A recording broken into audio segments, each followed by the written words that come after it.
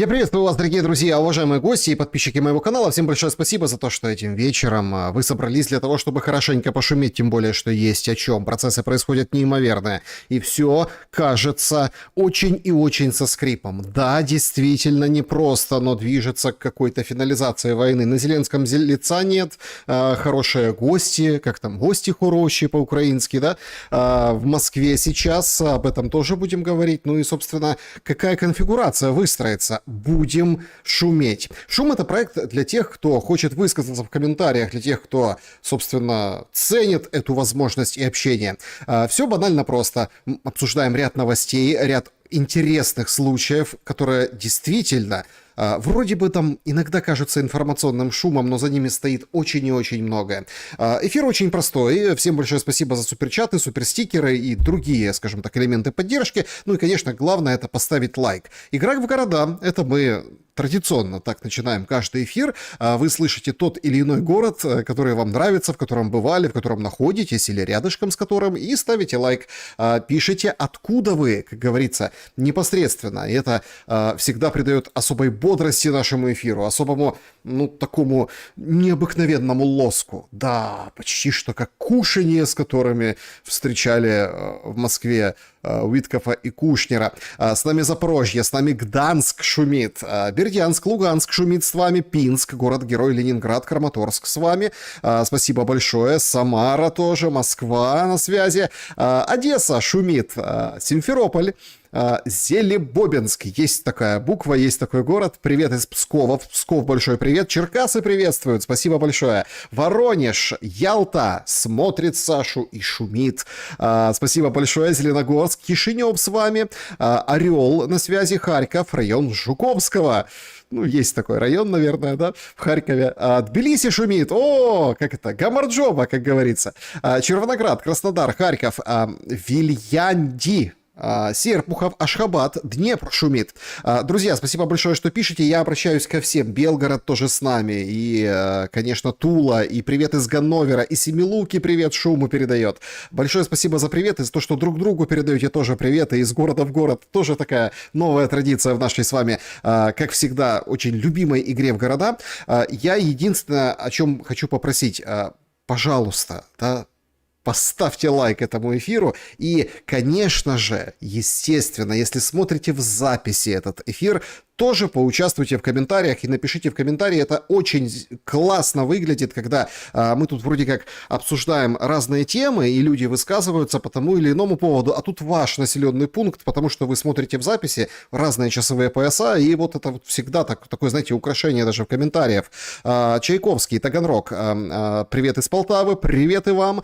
Киев, рынок, юность, есть такой рынок. Пенза шумит, Николаев на связи, Мемминген, Германия. Спасибо большое. Одесса со светом хвастается сейчас одессит. Это, знаете, здорово. Такая вроде бы как мелочь, казалось бы, да?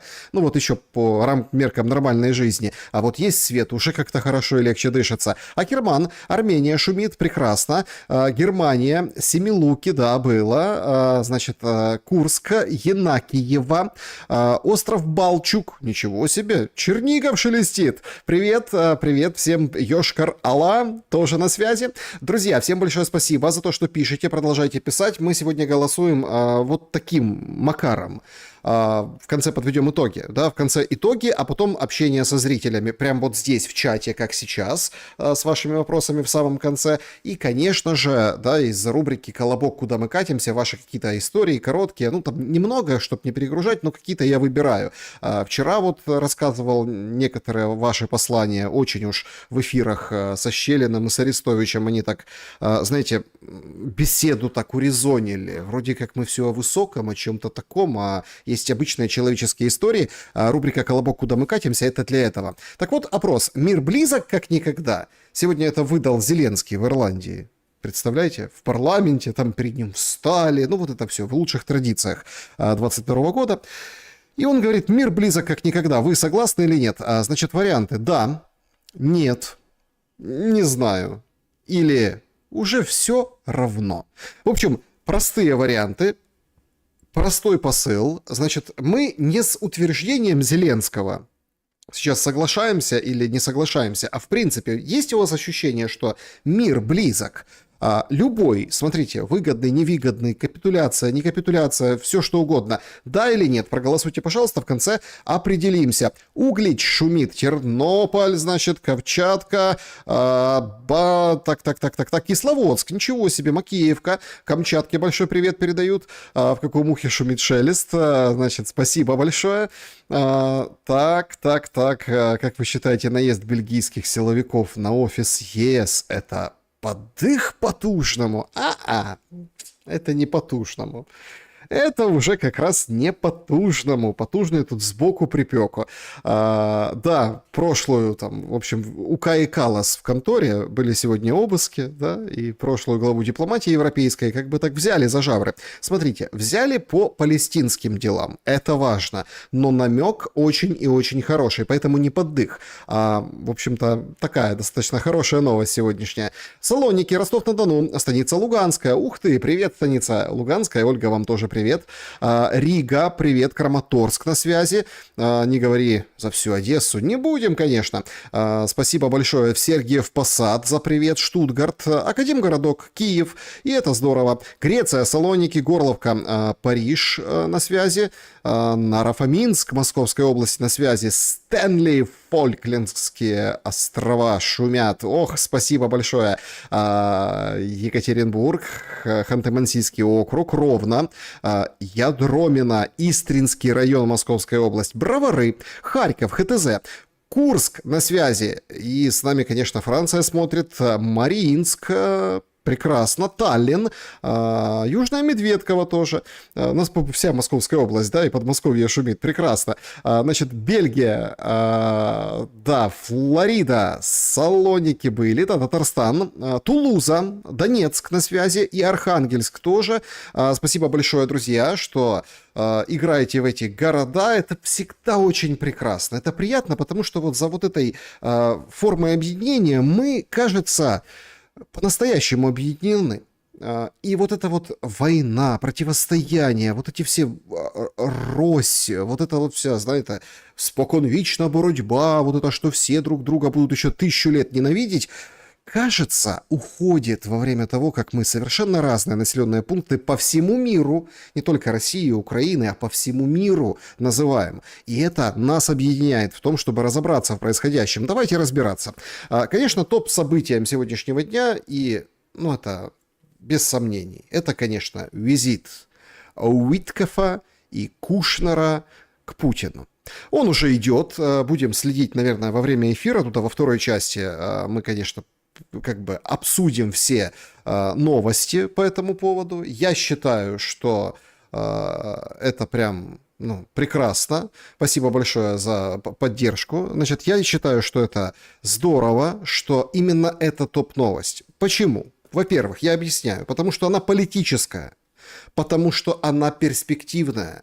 Потому что она не публичная. Это не встреча в прямом эфире.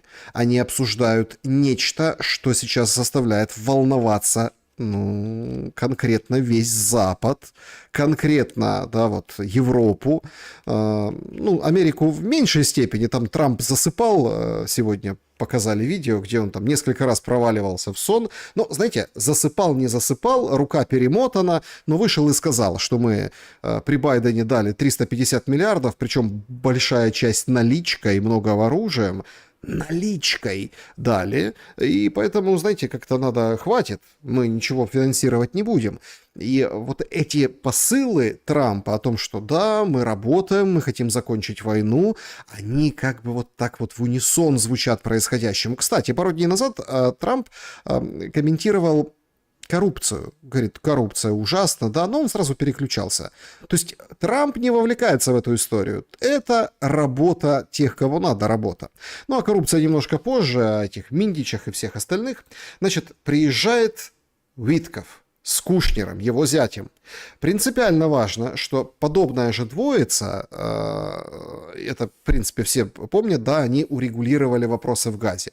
Урегулировали, не урегулировали, сейчас такие спорные моменты, что, мол, там еще все только закипает, там все будет. Хотя, вы знаете, очень такой показательный момент, что все больше и больше новостей, что после вот этого урегулирования или недоурегулирования в Газе там нелегально завозят десятками, ну, 10 тысяч было сообщений, айфоны последние. То есть люди как бы покупают их там, да, они, в общем-то, пытаются на этих руинах строить нормальную жизнь. И вы знаете, вот я впервые себя поймал на мысли, что, слушайте, так, а это очень символично. Я помню, там, много лет назад, там, лет 10 точно, в каких-то эфирах на телевидении мы проводили какие-то параллели, и это казалось очень страшно, да, Сирия, например, да, то, что было в Сирии тогда, очень страшно. Вот сейчас там параллели с Газой очень такие страшные. Они несопоставимы. Сегодня, кстати, Путин тоже выходил и сравнивал поведение, да, там, говорит, ну, это не в буквальном смысле война, да, это потому что хирургически пытаются действовать россияне, так он отвечал на вопросы, но в каком контексте? Он же говорил, ему задают вопросы, сейчас разгоняется очень такая тяжелая история, прям до предела, до красна, что Европа готовится воевать с Россией. Даже у нас эфир такой очень пламенный был с Пламеном Пасковым сегодня днем, ну, с утра. Посмотрите, то есть тоже так цели, задачи, выгодно, кому не выгодно. Говорит, начинайте, Путин, прямо сейчас мы готовы. Мы на вас нападать не собираемся, но учтите, что это будет не Украина. Это сигнал, который услышали все. Потому что это тогда будет, ну, война, то есть какие-то там народы идут на Россию, Россия бьет, чем считает нужным, без оглядки ни на что. Есть все-таки спорное утверждение, его, конечно, считают, если тех людей, которые их говорят, что это какое-то пророссийское или еще какое-то, но по большому счету мы видим, что все равно даже кабы, даже вот эти тяжелые вооружения, понятно, что чем ближе к линии фронта, это абсолютно этого меньше, но тем не менее удары по тылам другие. Я так понимаю, что намек был, что если будут бить по тылам Европы, то там будут как бы сносить и перелопачивать. И абсолютно не таким макаром, как сейчас в Украине. Хотя, конечно, украинцы много в украинских пабликах и новостных, и разного другого толка, в соцсетях они говорят ха-ха-ха, вот это вот ты говоришь, ну это такая стандартная история. Вопрос главный, и он на повестке дня. Отношение к войне меняется, меняется вообще сам подход к войне, и кажется, что уже дальнейшие боевые действия, они становятся бессмысленными. Даже вот этот цирк, который устроили сегодня вокруг населенных пунктов, а это прям цирк, да, тоже мне так нравится вот это. Ладненько, сейчас мы перейдем к Витков, но я, поскольку уже начал говорить, я должен, в принципе, закончить мысль. Но это, конечно, нечто. Это вот прям нечто. Вот там до мозга костей украинский паблик, да, значит, ну уже пошли первые сливы. В общем, Россия не пойдет на уступки по 3 пунктам мирного плана США по Украине, территории, численность ВСУ и признание США и Европой оккупированных территорий Украины российскими. Об этом NBC News сообщает. Так вот, значит, вот, смотрите, в Купянске, вероятно, пишет Униан, продолжаются ожесточенные бои, несмотря на заявление России о захвате города. Об этом корреспонденту Униан. И тут, простите, пожалуйста, я не понимаю, откуда вот этого источника. В Брюсселе сказал высокопоставленный представитель НАТО. То есть, вы понимаете маразм, до которого вот это все опускается? В Брюсселе сидит какой-то высокопоставленный источник, который говорит, ну там бои ожесточенные, мол, нет захвата, нет населенного пункта захвата. Ровно как и сегодня, да, вот этот цирк устроили с конями, потому что поймали же четко на фейке о том, что пририсовали украинский флаг под видео бойцов с российским флагом. Там уже можно эти все видео с флагами уже, ну, отбрасывать как элемент пропаганды. Мы знаем, сколько людей, причем в разный период этой войны, да, ужасной, гибли с одной и с другой стороны только ради того, чтобы взять флаг и куда-то повесить. А потом эти флаги сбивали, это так вот переходило из рук в руки. Там уже все, там корреспонденты снимают репортажи, там да, если бои продолжаются или какие-то перестрелки, в общем, в Покровске, я имею в виду Покровск. Вот Покровск и Купянск. Ну, еще назывался Волчанск, да, сегодня Путиным. Но все-таки суть — это Витков. Да, и его приезд. Значит, его встречает, как всегда, Дмитриев.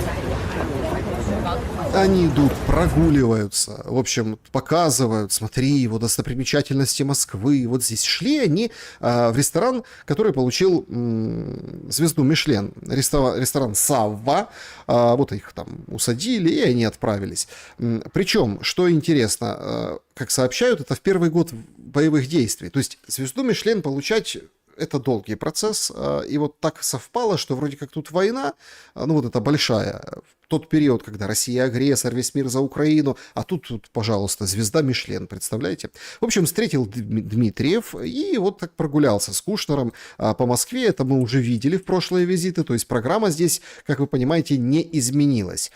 Интересно то, что как выглядел Дмитриев. У него на куртке... там форум «Россия зовет» или там «Россия коллинг», «Раша коллинг», «Россия зовет» в эти дни проходит. Путин выступал, говорит, инфляция в России там 6%. Ну, правда, доллар укрепился, но тем не менее будет скоро 6% инфляция. Так ему написали экономисты. И вот с этого форума есть вот эти куртки. На куртке написано «Россия не та страна, которая чего-то боится». Символично для встречи с американцами и символично для самого переговорного процесса. Отдельно, и я прям очень хочу, чтобы мы начали обсуждение, потому что, вот видите, пошли NBC News, сливы, еще там что-то, именно вот этой информации, вот такой, да, подробностей вот этих грязных, или не грязных, вкусных, давайте, вкусных, или таких малозначительных в политическом смысле. В Москве Уиткофу устроили роскошный пир. И тут поехали. На столе у него была русская кухня, салат столичный, крабовый салат, мимоза, пельмени с грибами, посекунчики с крабом, перепелка, филе оленя, палтус на пару, свекла, запеченная сыром горгонзола, крабы, морской гребешок, мясные закуски, медовик Наполеон и шарлотка. Об этом вот прям серьезно пишет Bloomberg. Более того, эти детали рассказывает сам директор Максим Рабанцев. Это директор ресторана со звездой Мишлен «Сава», где кушали гости дорогие. Что за выбор блюд был сегодня предложен на обед? Мы предложили нашим высокопоставленным гостям специальное блюдо из нашего специально разработанного меню в честь 120-летия гостиницы «Метрополя». Можете рассказать, что именно за блюдо? Конечно. Наш бренд-шеф долго изучал историю гостиницы «Метрополь». Ему 120 лет исполнилось сейчас. Не шефу имеется в виду, а гостинице ей. Вот. Ну, мы поняли, что не шефу 120 лет, а гостиница. То есть, смотрите, все же идет вокруг знаковых мест. То есть гостиница «Метрополь» — знаковое место в Москве, ее там 120 лет, ну и, соответственно, приурочено к этому. Заметьте, насколько...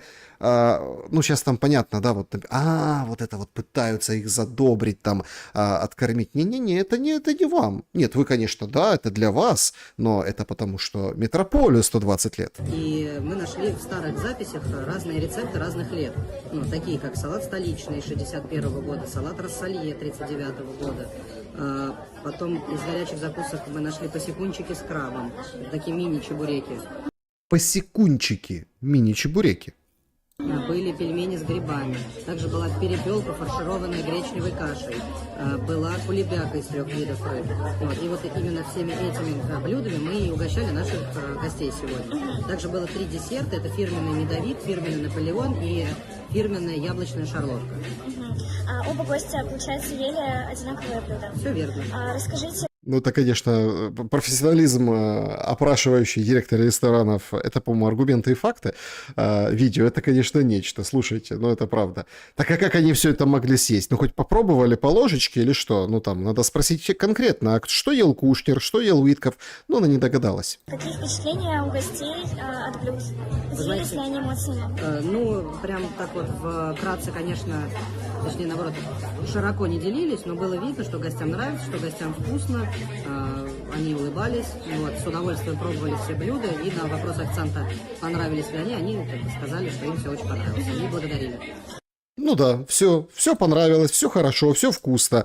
Что кто ел, вот что самое интересное на самом деле. Потому что вообще, конечно, с точки зрения широты приема и широты вот этой встречи и важности этой встречи, в политическом уже смысле, не с точки зрения обстановки, конечно, вот этот эпизод, вот это, конечно, это прям событие.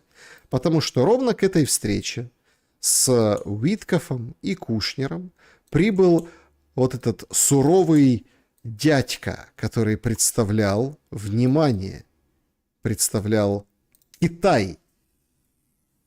Его встретил Лавров, Ван И, министр иностранных дел, как раз-таки вот сюда, под форум, под приезд. И это сразу навело у многих, скажем так, аналитиков резкость, что, простите, а Китай здесь тоже вместе со Штатами и, конечно же, с американской стороной и с российской стороной. То есть это очень и очень интересное, потому что, скорее всего, согласованное мероприятие. То есть сразу на месте, на полях обсуждения. Ну, понятно, что за столом с Путиным сидел Кушнер и Витков. И, собственно, они эти посекунчики и обсуждали вместе с прогулкой по Москве. Moscow authorities take pride, rightly, for what they have done for the development of Moscow in recent years. Надеюсь, вы смогли увидеть. I hope you've been able to see it for yourselves. Yes, it's a magnificent city. Да, это удивительный город. Удивительный город Москва, все, в общем, довольны. Смотрите, встретили на высшем уровне, все очень по максимуму и все замечательно. Кушнер выглядел немножко белой вороной, но он всегда так выглядит. Хотя, конечно, в Израиле, помните, когда были фоторепортажи, когда они ездили несколько раз, и там контролировали, они там и с военными сидели, там смотрели вдаль, как выполняются условия перемирия и все другое. Кушнер, конечно, выглядит немножко, знаете, кол проглотившим. Очень собран, очень, ну, он всегда такой. Но тут внезапно российские медиа обнаружили, кто он такой. Оказывается, семья его, это зять Трампа, да, семья Кушнера, они потомки белорусских партизан, которые до войны жили в Гродненской области, Беларуси. Кушнеры в декабре 41-го оказались в гетто. Затем массовый побег, и глава семьи Зейдель Кушнер с дочерями дошел до партизанского отряда. В отряде дочь главы семьи Рая Кушнер познакомилась со своим будущим мужем Берковичем. Перед эмиграцией в США Беркович взял фамилию Кушнер, ну, фамилию жены. И у них родился сын Чарльз, а вот он уже стал американским миллионером, а потом сватом Дональда Трампа после свадьбы сына Джареда, да, на Иванке Трамп. Очень интересно и очень интересная подробность, потому что белорусские партизаны, ну, достаточно были как бы приняты за своих. На таком уровне и в таком формате беседы, да, переговорщиков, они принципиально важны. И, конечно, многие точно говорили, что а что они могут предложить? Все. Потому что все они могут предложить и с чем работать.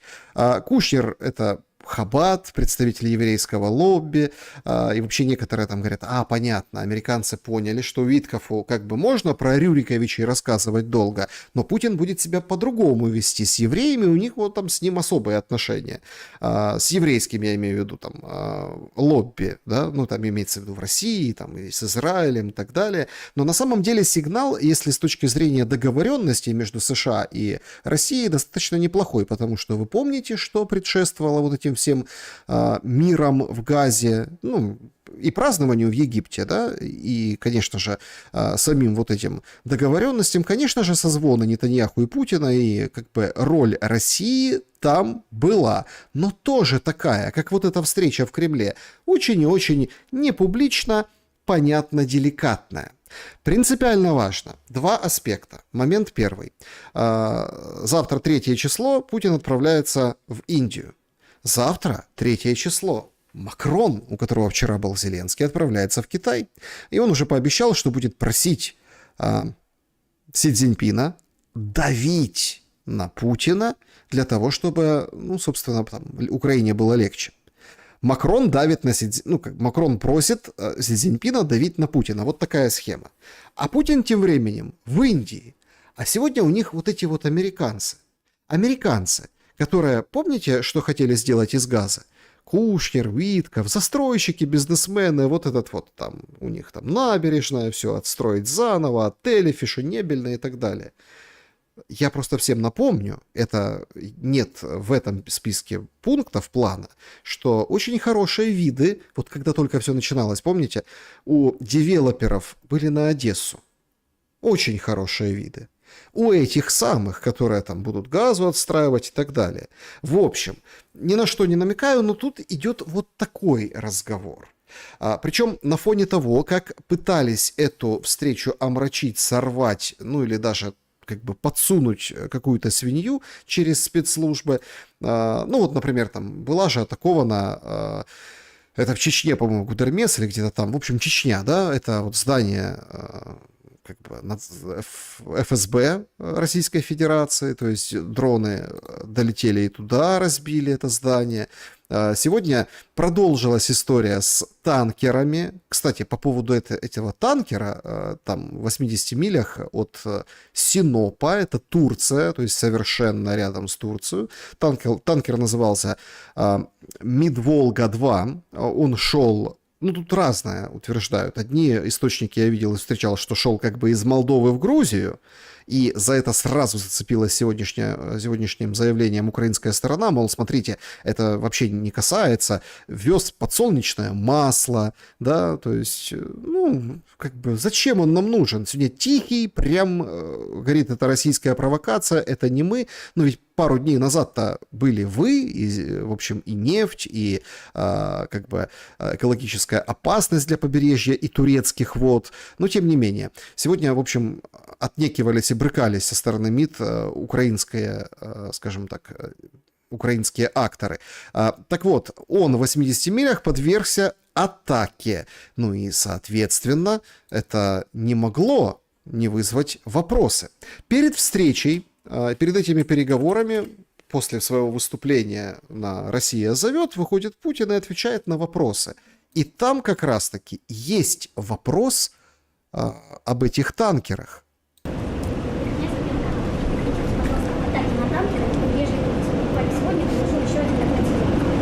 Ну, честно говоря, даже еще не получил информацию, знаю, что это происходило, атаки на танкеры в нейтральных или даже не в нейтральных водах, а в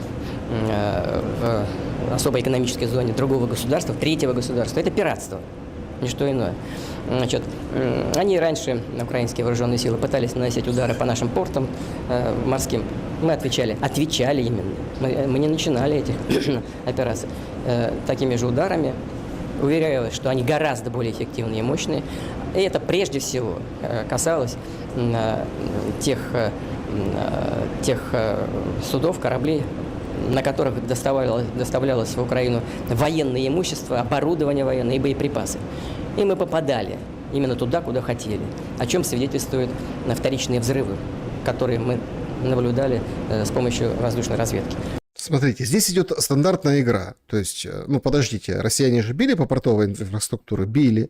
Там вот газовый турецкий, кстати, корабль совсем недавно, да, был атакован у берегов Украины, то есть конкретный удар был. И тут под этот шумок, опять-таки, на фоне переговоров произведена была вот эта операция. Нет, не вот эта сегодняшняя с подсолнечным маслом, а по нефтяным танкерам. Это же как бы теневой флот.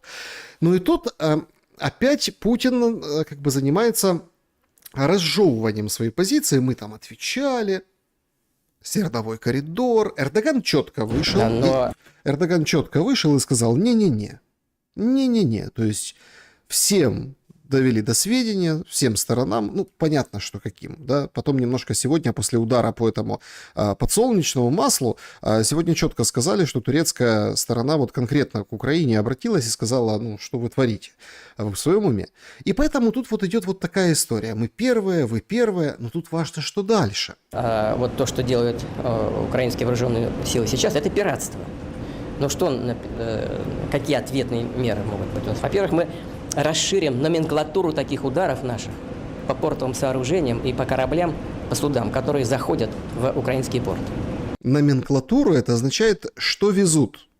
Ну, то есть, то были удары, потому что там есть информация, что это типа оружие, или там может быть вместе с каким-то грузом оружие, а теперь это может быть в принципе любой корабль, и как бы, ну, варианты понятны, то есть там смотрят на происхождение корабля, дружественная страна, недружественная страна, ну, значит, номенклатура расширилась. Первое. Второе. Если это будет продолжаться, мы рассмотрим возможность, я не говорю, что мы это будем делать, но рассмотрим возможность ответных мер в отношении судов тех стран, которые помогают Украине осуществлять эти пиратские акции. Старая песня, мол, вы помогаете, мы как бы будем по вам бить. Причем тут, заметьте, в этом втором пункте нет только Черного моря. Вот это, кстати, интересно. То есть это не про Черное море, это про удары по судам, рассмотрят такую возможность стран, которые помогают Украине. А там сколько в Рамштайне? 50 с лишним? Ну, такая достаточно резкая история, дерзкая, я бы сказал. Тем более, как бы, если мы смотрим на ситуацию в Балтийском море, а там все страны помогают Украине, и суда у них тоже исправно ходят.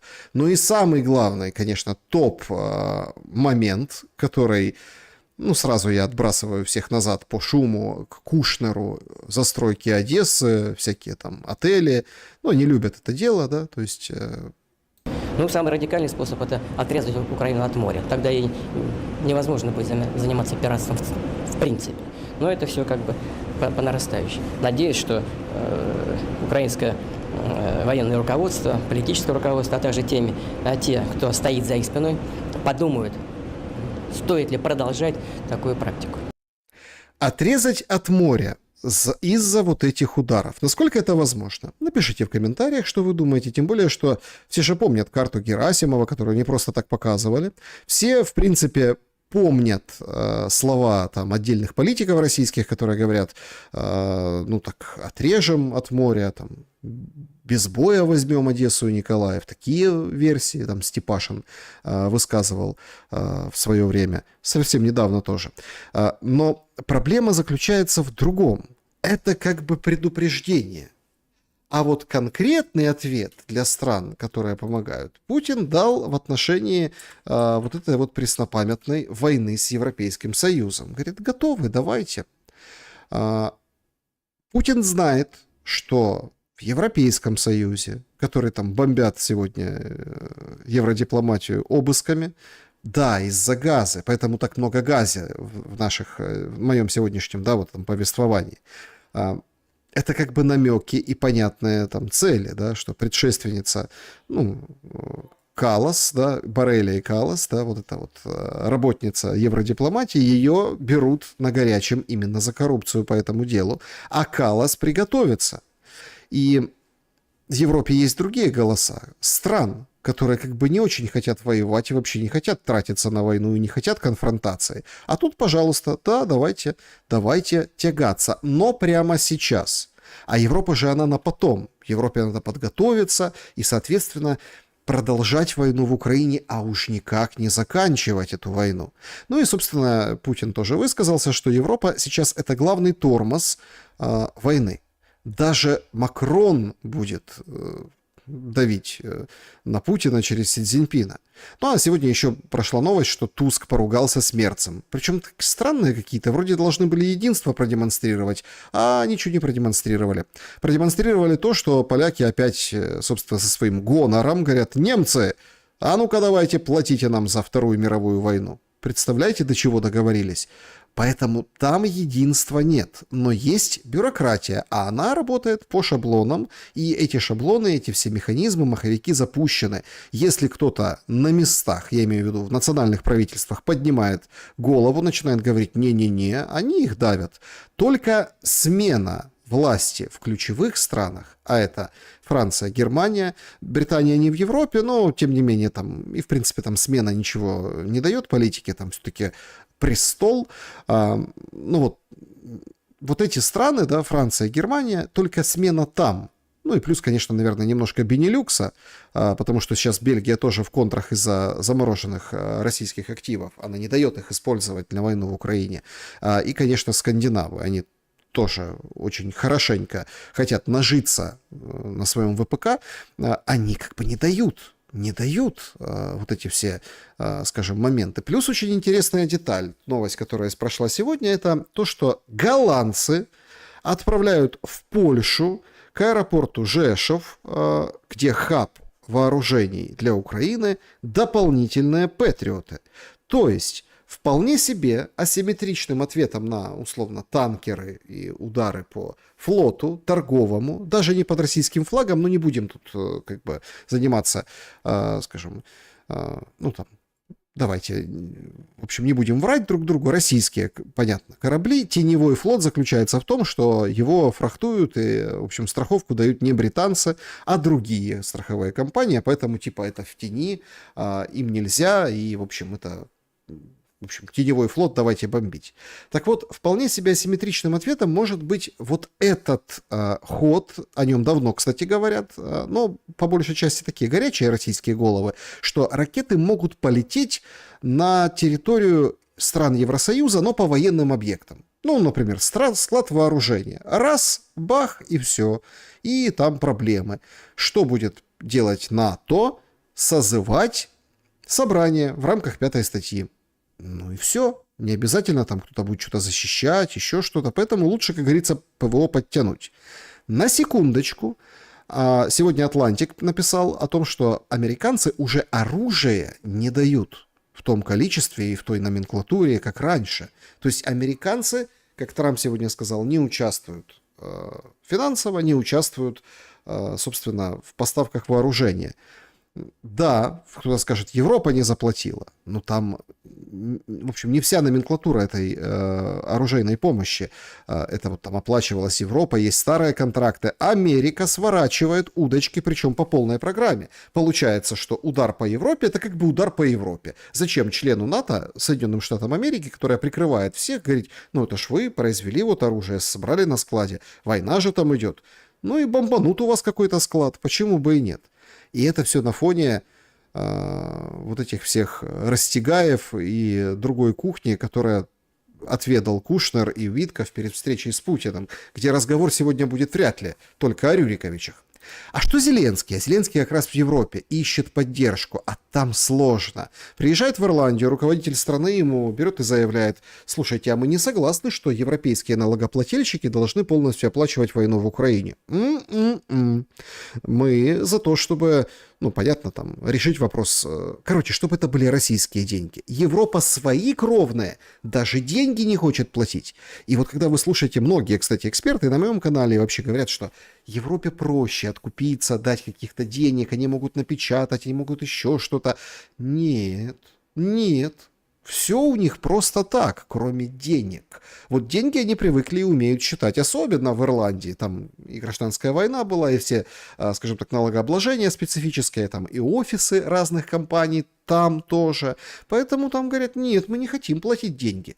Ну и Зеленский вообще стух и паник, потому что ровно перед его визитом он приехал туда с женой. Описано было просто что-то неимоверное в комментариях под публикациями о том, что приехал Зеленский. Ну, понятно, с протянутой рукой, опять просить. Ну и выдал он в конце этой встречи, ну и во время там брифинга, да, потом он выступал перед парламентом. Короче, выдает, говорит, ну все, понятно, без российских замороженных активов Украина нечем финансировать, ничего не будет. Кто-то прочитал в этом определенный, ну, кусочек потужности. Я в этом прочитал определенный кусочек отчаяния, потому что Зеленский сегодня излучал отчаяние. Запитання. Передусім, буде зустріч американської делегації в Росії. Ми будемо чекати відповідні від них сигнали. Вони хочуть звітувати одразу після їх зустрічі саме нам. Я думаю, від цих сигналів... Смотрите, формулировки потрясающие. Нет, ну, вообще, может быть, кто-то скажет, Шелест, ну что ты делаешь, почему ты... Одно дело, когда он общается с журналистами. Другое дело, когда он читает по суфлеру, там, что ему напишут Литвин или там какие-то другие спичрайтеры или Подоляк, ну, когда там как, ну, вообще Литвин штатный. Там красиво все выверено. Что тут выверено? Ну, вы слышали? Значит, мы будем ждать. Они хотят отчитываться о переговорах именно нам. То есть, понимаете, взяв зубочистку в руки, вот эти вот там грибы с крабами, вот это вот выковыривая из зубов, сидят, пообщавшись с Путиным, и хотят общаться и отчитываться им. Опять-таки, звітувати — это отчитываться, то есть формулировки, глаголы. Сегодня, да, действительно прошла новость. Это, кстати, там вчера все переполошились, потому что, опять-таки, вчера была дополнительная сессия у Виткофа и Умерова, внезапная, и даже там говорили о том, что Витков может залететь как бы в Ирландию к Зеленскому, и перед тем, как откушать в ресторане «Савва», 120-летие метрополю, меню, да, пообщаться с Зеленским. Но этого не произошло, и все сказали, что, в общем, как бы не надо вбрасывать такую информацию, все будет по-другому. Они пообщаются в Москве, а потом встретиться с Зеленским, ну, чтобы, понятное дело, каким-то образом продолжить. А продолжить что? Нагибание Зеленского. И он с видом таким, ожидание нагибания, об этом і рассуждает в Ірландії. Які вони будуть, залежать майбутні і наступні кроки. Кроки будуть змінюватися впродовж сьогодення. Значит, от переговоров будут зависеть следующие шаги. Шаги будут меняться на протяжении дня. Более того дня. Каждый час будем менять свои шаги. Я думаю, погодинно. Ми отримуємо ті чи інші сигнали. Якщо сигнали спрацюють так, якщо це fair play, так, з нашими партнерами, то... Какими партнерами? Значит, fair play — это такое футбольное, это чистая игра. Чистая игра, да, то есть имеется в виду игра в мяч, то есть не по ногам, там не костылять, не без нарушений правил. Ну, вообще, нарушение правил — это нарушение правил в футболе. Fair play — это когда ты вроде как не нарушая правила, играешь грубо. Да? Если это не будет грубая игра, да, так а какая может быть эта игра? То есть, опять-таки, когда Зеленский говорит один, это все уже давно выкупили с 2019 года, когда он стал «это просто что-то с чем-то». Значит, с нашими партнерами. Он задумался и запнулся на этой фразе. Потому что, ну как, фейерплей ожидать от России, так он ожидает от России фейерплей. Може, ми зустрінемось дуже швидко. Зустрінемось з американською делегацією. На якому рівні ми подивимось, в залежності знов-таки від сигналів. Якщо сигнали такі, які будуть давати можливість і шанс швидких і прийняття глобальних, але швидких рішень, то буде рівень вище. Якщо все це ще діалог, бо, знаєте, діалогу дуже багато, а потрібні результати. Кожен день гинуть наші люди. При всій повазі до всіх націй світу. Хто нам допомагає, хто, на жаль, ні. Гинуть суто українці. І діалоги можна продовжувати, але це потрібен результат. Можна просто балакати, а можна все-таки досягти максимуму, щоб наблизити закінчення війни. Я готовий отримати всі сигнали, готовий на зустріч з президентом Трампом. Все залежить від сьогоднішніх розмов. Дякую. Да, от Украины ничего не зависит. Ну, ничего не зависит. Все зависит от сегодняшних разговоров. От визита Уиткофа и Кушнера. От того, была ли изжога от там, салата, была ли, скажем так, вкусный или фирменный Наполеон. Получается, от этого все зависит. Сигналы он хотел получить и должен получить эти сигналы. Причем самое интересное, что видно, что как бы выписывают, за ним записывают, ему выписывают тексты. В парламенте Ирландии он говорит вообще, что мир близок как никогда. Так это он сигнал получил? Это ж вроде выступление было после брифинга з прем'єром.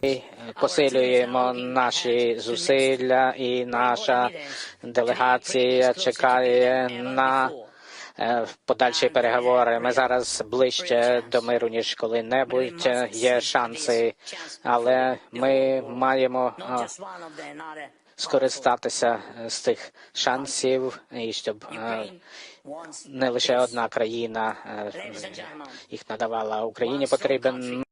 Ну, понятно, да, чтобы шансы не только одна страна давала. Ну, в общем, это все ожидание.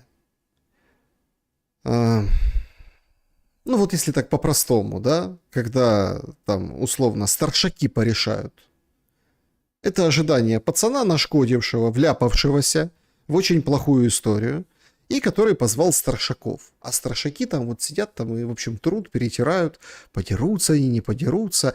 Ну, а зачастую мало кто дрался из старшаков, они просто решали все вопросы по-своему, а он выглядит именно вот такой, который влетел в какую-то, ну, там, драку или что-то еще, и вот сейчас вот позвали старшаков с одного двора и вот старшаки с другого двора. Причем, заметьте, китайские старшаки там тоже незримо присутствуют, Сван И. Да, российские, американские старшаки выясняют переговоры, стрелка у них, вот они там себе. А этот, так сказать, держатель палатки, можно так сказать, когда да, вот, крышевали, когда рэкет был, да, вот это вот одна группа, другая, они сейчас вот решают, они его разденут вдвоем. Ну, так обычно заканчивается вся эта история. И самое интересное, что Зеленский при всех его ну, скажем так, некомпетентностях с точки зрения там, политики, еще, но вот у него нюх вот этот звериный, животный, когда не забит чем иным, он у него, вот он чувствует это, он в Кривом Роге вырос, 95-й квартал, так назывался, он понимает, что это за разборки, и если это так вводить на метафору разборок и терок, ну, дела его плохи. У него даже, знаете, такой вопрос, там, это вопрос спроможности. Это потрясающе. А что ты можешь, Зеленский? На что ты способен? Способен или не способен? Говорит, я способен. Прям так і говорить. Питання в тому, що питання не в складнощі прийняття рішень. Той, хто спроможний їх приймати, буде приймати. Вопрос не в том, что решение тяжелое. Тот, кто способен их принимать, он будет их принимать. Ну, решил, как по Омару Хаяму, выразить свою мысль, потом понял, что сильно завертел, закрутил, а у него как бы о другом спрашивают, поправился. Я спроможний приймати рішення. Важливо, щоб все це було справедливо і відкрито, щоб не було ніякої гри за спиною України, щоб нічого не було вирішено без України про нас, про наше майбутнє. Так сейчас без Украины, про майбутнее, про будущее, без Украины, за столом. То есть Европа отброшена, Украина вместе с ней. Вот сейчас они сидят и решают. Уитков и Кушнер не поехали туда решать вопросы Арктики или там, как Дмитриев предложил, вот этого тоннеля между двумя странами там, да? Нет. Они поехали решать вопрос Украины. Они говорят, мы встречались с украинцами, вот смотрите, такие-то условия, а Россия какие у вас? А у нас вот такие условия. Ну, собственно, и все. А что, а в чем спроможность есть, то есть возможность принять? Смотрите, вопрос же звучал четко от журналиста. Принять решение ты можешь или нет? Говорит, я могу. Но какие? Справедливые? И чтоб не было так, что за нашими спинами. Ну, смотрите, уже за их спинами, уже за спинами Киева это все решается сейчас. Консультации проведены, они там и в Женеве, и в Америке, в Майами. Но решается все за спинами и договариваются все равно за спинами, как ни крути. По поводу возможности Зеленского и вообще его, ну, давайте так, поддержки людей, ведь вы же заметили, он, когда нужно, когда удобно, вспоминает о том, что гибнут наши люди, гибнут украинцы. Он любит это вспоминать, когда плохо. Это, кстати, еще один маркер вообще.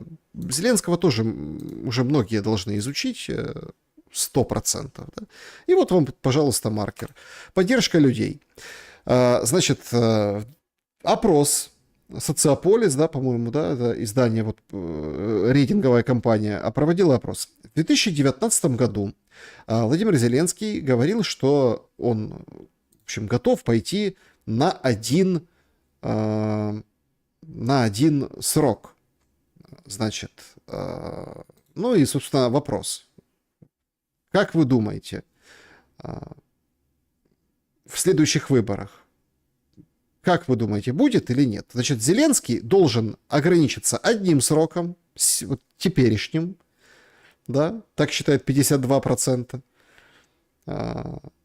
Вот. Ну, это причем в мае месяце так считали 46%. Меньшинство. А сейчас, видите, большинство в ноябре. он должен принимать участие в следующих выборах и быть кандидатом на следующий срок. В мае месяце было 47, сейчас 42. Конкретный перевес. Ну, там по 5%, 6%, 5% им тяжело ответить. Ну, в общем-то, это люди, которые... Это им не тяжело ответить. Это которые плюнули и сказали, да ну вас всех к такой-то матери, да и все, с вашими опросами. А то вдруг еще постучит СБУ, придет. Люди, конечно, сейчас запуганы, особенно такими политическими вопросами. То есть, смотрите, перевес уже пошел. А если тут мы еще добавим накрутку, там всякие там разные выборки, кто согласился, кто не согласился, не хотят Зеленского. Не хотят. И возникают все больше и больше вопросов к его вот этой вот спроможности. Так а что делать? Как принимать то, о чем россияне и американцы договорятся? Выходит Кулеба. Я, если честно, ожидал от него всякого. Но то, что он не мобилизованный, и как бы мотающийся, да, по, скажем так, там, говорят, очень нечистая история была с его увольнением. Есть версия, в прессе писали, что его уволили с позиции министра иностранных дел, потому что он там рейтинг какой-то стал набирать, и ему позавидовали. Ну, это так, такие, не знаю, беллетристика. Там, говорят, вообще какой-то любовный скандал был, кому-то дорогу перешел. Кулеба, да, ловелас с сигареткой, ну или с сигарами он сейчас курит. Ну, неважно, его турнули достаточно давненько, но он как бы выплыл, потому что он же типа политик, да, он же был, он же все знает, он же был у руля Министерства иностранных дел воюющего государства. И когда убрали Ермака, это мы обсуждали в пятницу, в красках, да, сейчас там новые краски добавились, но не суть. Он говорит, слушайте, я Кушнера, потомка белорусских партизан в 24 году, на свой дипломатический канал взял. И говорил, Кушнер, сейчас мы будем с ним работать, связи там, вот эти все встречи. Прихожу к Ермаку, а он мне говорит, ты ничего не понимаешь. Взял, короче, его, отчехвостил Кулебу и говорит, будем с Помпео, на него будем компас направлять. А Кушнер твой, вообще ты ничего не шаришь. И вот сейчас Кулеба, конечно, монстр. Говорит, а я же в 24-м году говорил о том, что с Кушнером надо дружить. Видите, какой опытный политик. Вообще, конечно, потрясающую жизнь живет Кулеба, выступает по разным форумам, рассуждает о главном. И главная его мысль заключается в том, среди, конечно, прочих оговорок, что Россия просто продолжит уничтожать Украину. А нам, украинцам, как бы невыгодно, чтобы нас продолжали уничтожать, поэтому давайте попремся на американцев, на Запад, да, і будемо соглашатися. І можливості нас знищувати, але ще недостатньо сильні, щоб прям повністю себе від неї убезпечити і уявляти, що там безкінечна тундра або безкінечний океан. Ось те, де ми перебуваємо, і дуже скоро нам доведеться дуже відверто про це говорити. Якщо це не настане, тобто якщо не буде все-таки досягнено домовленості про угоду, яка всім не сподобається, але яка зафіксує ось цей стан тактичної поразки і стратегічної перемоги, тоді ще буде багато років війна. Буде так, як є, і ще гірше. Тому що вони не зупиняться, у них є ресурси, і ми не зупинимося, бо у нас є ресурси. Да? Они и мы не будет хуже. Так слушайте, если мы не остановимся, у нас есть ресурсы, и они, так а кому хуже? Всем хорошо. Чего это ты, Кулеба? Так хуже будет или лучше? Але лінія фронту щороку буде рухатися. І ось це той вибір, перед яким зараз стоїть українське суспільство. Що робити? Визнавати правду і намагатися зупинити це, або продовжувати вірити, що щось якось кардинально зміниться, і рухатися далі. Ось де ми з вами перебуваємо. Вот так вот мы, в принципе, и находимся. Потрясающий Кулеба, потрясающий. Говорит, правду давайте вы... А где вы были с этой правдой в 22-м году в Стамбуле? Вот где была эта правда? Где она была? 22-й год, Стамбул, понятно все, да, там, что хочет Россия, чего хочет Украина, нужно было это все. Но тогда же не было у руля Трампа. Тогда же не было сворачивание полностью Америки. А так получается, старшаки говорят, ну тот, который как бы тебя представляет, старшак, он же тебя и хочет, так сказать, раздеть. Он же тебя и... В общем, это не твой друг, это не твой родственник. Что Суспільство? Сейчас с ним происходит, с украинским обществом, собственно, проводят эксперимент. Очень тяжелый эксперимент. Ему заливают за воротник потужно, потужности, литр за литром. Значит, есть такой в ТикТоке, очень распиаренный военный, он какой-то теробороновец, короче, у него позывной Киянин, киевлянин. И он сегодня прям всем сестрам по серьгам раздал. Говорит, либо ми, либо они. У нас велетенська кількість людей, які не здатні почути, осмислити. Да? По-друге, уже тіло України почали відкусувати по шматкам. Крим, Донець, віддайте. Так, ну, не буде п'ятки. От, образно кажучи, від п'ятки до голови все буде поглинуто. Питання тільки часу. Це треба бути конченими імбіцилами і ідіотами, да? Щоб вірити в цю маячню. Ще раз кажу. Вони прийшли завоювати цю Україну. Питання стоїть не так. Либо ми їх, либо вони нас. Вот так вот. Они за всей Украиной пришли. Им вся нужна Украина. Нельзя вот это отдать, а потом нет, они еще дальше будут. Киянин! А как же гарантии от США? Зеленский сомневается, дадут ли гарантии от США. Потому что должны быть гарантии от России. И прелесть, главная прелесть вот этого плана, и вообще, что этот разговор ведется, ну вот хоть как-то, хоть каким-то образом, заключается в том, что там есть пункты, которые ограничивают Россию в нападении в будущем. Причем, внимание, и на Украину, и на Европейский Союз. Стороны не будут идти в атаку и отвоевывать. Юридически, кто признает, кто не признает, это потом разберутся.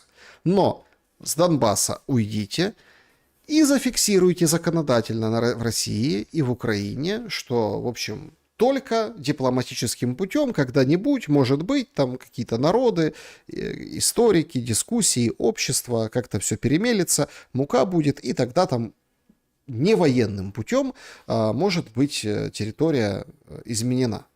Это ключевой момент, который является для нас определенной гарантией. Но Киянин считает, что американские гарантии, или так, как они выписаны, это все фуфло. Це треба бути вже рівень от, IQ, як у куриці, яка йде по огороду. Оце персонально до населення, хто в це вірить. НАТО, я скажу вам на вашій мові, яку ви дуже хорошо розумієте. Це пузир, фуфло. Воно не спроможне захистити саме себе. За час війни, то вони розказували, заведемо контингент, а потім шукали по Європі, 30 тисяч не можуть знайти. Що таке НАТО? НАТО – це Сполучені Штати. Сполучені Штати ні при яких розкладах не будуть в сухопутну війну влазити. Вони її не витягнуть, тому що їхні оці міфічні, війська, вони в Афганістані чітко показали, що ці, маджахеди їх випиляли оттуда і кинули озброєння на сотні мільярдів, яке непонятно де зараз. Значит, смотрите. НАТО — это пузырь надутый. Они не представляют никакой военной мощи. Они фуфло. А что такое НАТО? Это Соединенные Штаты. Поэтому Соединенные Штаты — это фуфло. Из Афганистана сбежали маджахеды какие-то непонятные, да, в тапочках, с бородачи. Да, они им еще оружие оставили. Короче, вообще позорники. Какие эти позорники могут нам, казакам, гарантии предоставить? Тобто, коротко по НАТО, це пузир мильний. Хто підписав? У нас 28 підписаних угод. Врешті-решт, для імбіцилів. У нас підписаний Будапештський меморандум. Це як рамкова угода, підписана між Сполученими Штатами і Російською Федерацією про скорочення стратегічних ядерних озброєнь. Це додаток Будапештський меморандум, де країни-гаранти виступили. Сполучені Штати, Великобританія, Росія і потім із застереженням ще Франція, да, долучилась. Гарантія територіальної цілісності. У нас забрали 20% території. Кому що непонятно, нам хто чим поміг. Ну, опять этот Будапештский меморандум, знаете, всплывает как мантра. Будапештский меморандум — это листочек А4, прочитайте его. Ну, просто прочитать, да, и понять, что там, какую силу этот меморандум имеет. При какой Украине имеет этот меморандум силу? Да, откусили 20% территории. Может, Украина была немного другой? Ну, в общем, смотрите, главное потужно обгадить США. Смотрите, сейчас что по поводу этих переговоров, мне кажется, будет происходить? Информации будет мало. Сейчас они поедут, встретятся, чего-то обсудят, какие-то, понятно, издания напишут какие-то вот, слив один, слив... Вопрос весь будет заключаться в Трампе. Трампе и Путине. Зеленский говорит, я встречусь с Трампом, я готов встретиться с Трампом. Нет. Нет.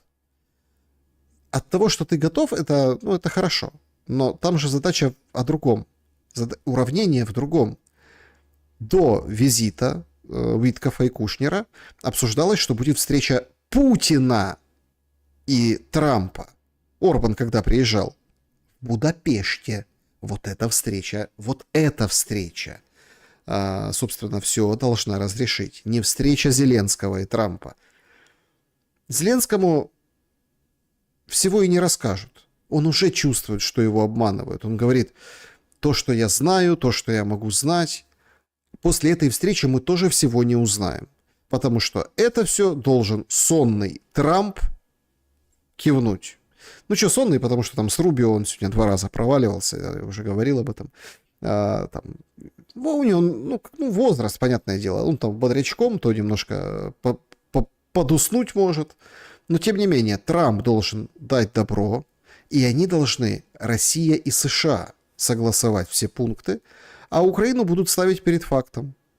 Нет, скажут, это почему за спиной? Не за спиной. У вас все, мы обо всем об этом говорили с вами на переговорах. Просто по-вашему не получилось. Получилось по-нашему. А мы же вам гарантируем безопасность на 10 лет, ну, согласно вот этим черновикам плана. Поэтому будьте добры, хотите безопасность, пожалуйста. И Кулеба здесь прав. Кулеба, который говорит, что ну вот у нас же есть ресурсы, мы будем воевать. Ну, правда, линия фронта будет уходить дальше.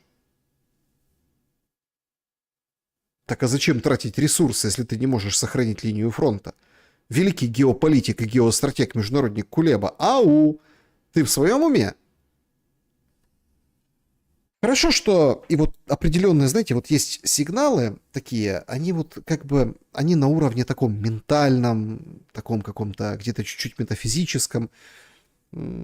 Сердючка порадовала. Андрей Данилко на концерте в Цюрихе загадывает желание, чтобы война быстрее закончилась. Представляете? Я на цій фотографії мені 6 лет. Я хочу от всім побажати, щоб ви були такі щасливі, як я на цій фотографії. Значит, смотрите, элемент концерта. Показывается, выводится на экран фотография, где Андрею Данилко 6 лет. И вот здесь я хочу, чтобы все послушали дальше, что он говорит. Ну, он говорит про счастье. Счастье имеется в виду, когда Данилко были 6 лет, да, 6 годиков стукнули. Он же жил в Советском Союзе, он об этом говорит. Он говорит, да, вот эти все там штаны растрепанные и так далее, но посмотрите же, он был счастлив. У нас после детства я в СССР жила. И мы после ужина в питерском лагере выходили за территорию, набирали хлеб, колени такие отвисшие, знаешь, спортивные штаны с коленями. Хлеб, пионерский лагерь, растянутые колени на спортивных штанах. Я вот смотрела на закат, когда падают звезды. Падая звезда, мы загадывали желание. Было это делать? Я хочу в Цюрихе снять вот эту звезду. И чтобы мы все загадали желание.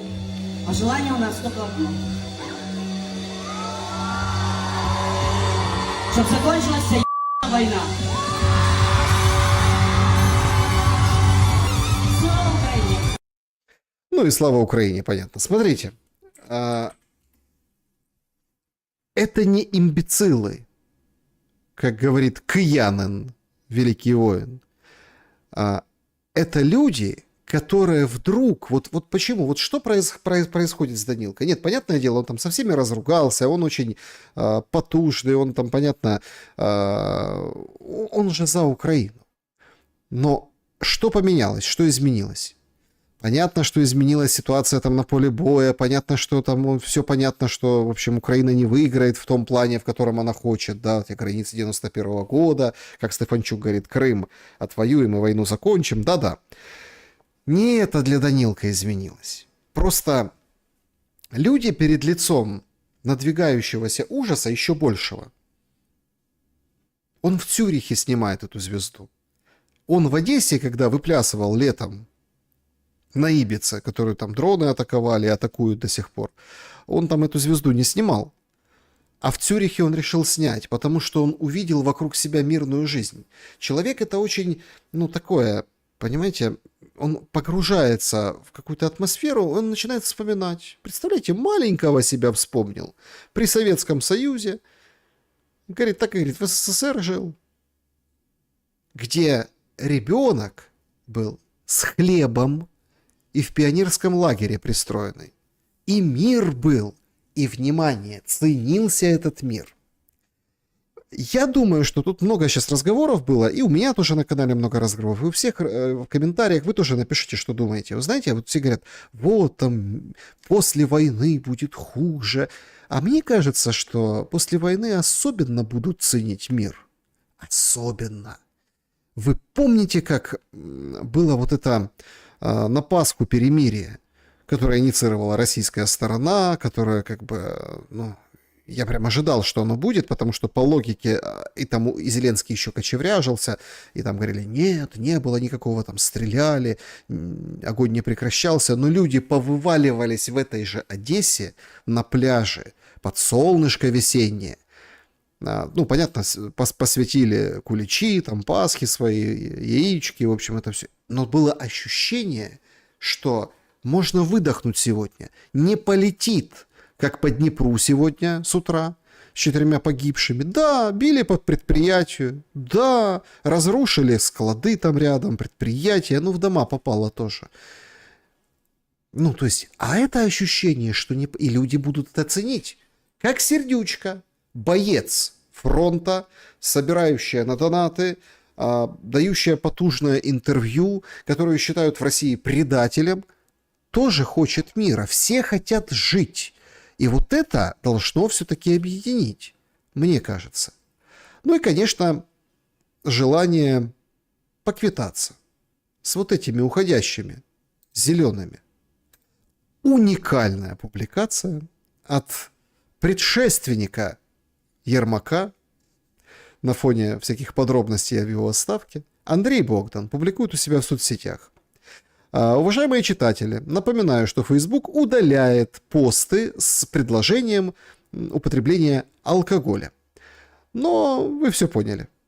Лучший комментарий без награды не останется. И публикуется кресло в кабинете президента. Если кто-то не угадал, это кабинет президента. Сзади вот эта вот штука. Вы увидели, скажем так, там шевроны у Зеленского. Он на нем записывается, на этом зеленом стуле в том числе.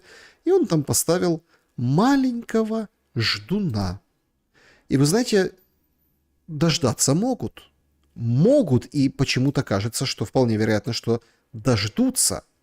Вот как мы сейчас все ждем, когда что они наговорятся, более 4 часов уже говорят в Москве, Кушнер, Витков и Путин, да, с переводчиками, более 4 часов. Они хорошо покушали, поэтому чего?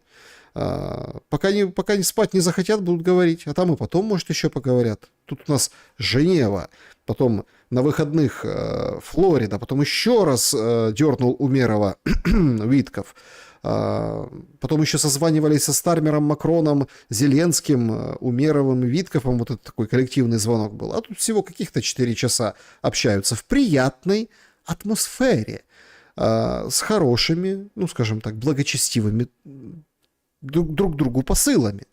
Так вот, можем дождаться, потому что денег может не случиться. Значит, выходит Данила Гетманцев и говорит страшную вещь. Говорит, реально плохая новость о том, что Европейский Центральный банк отказался поддержать выплату Украине репарационного кредита. Вы знаете, никогда не нагнетаю, но ситуация реально на пределе. На этом фоне попытки сорвать бюджет, обсуждение бюджета политиканами особенно цинично. Понятно, что он там в своих целях, конечно, выворачивает, но ситуация с деньгами и пустым бюджетом, абсолютно пустым, дутым, денег на него нет, она тоже вызывает достаточно большие вопросы. А как дальше и на что воевать?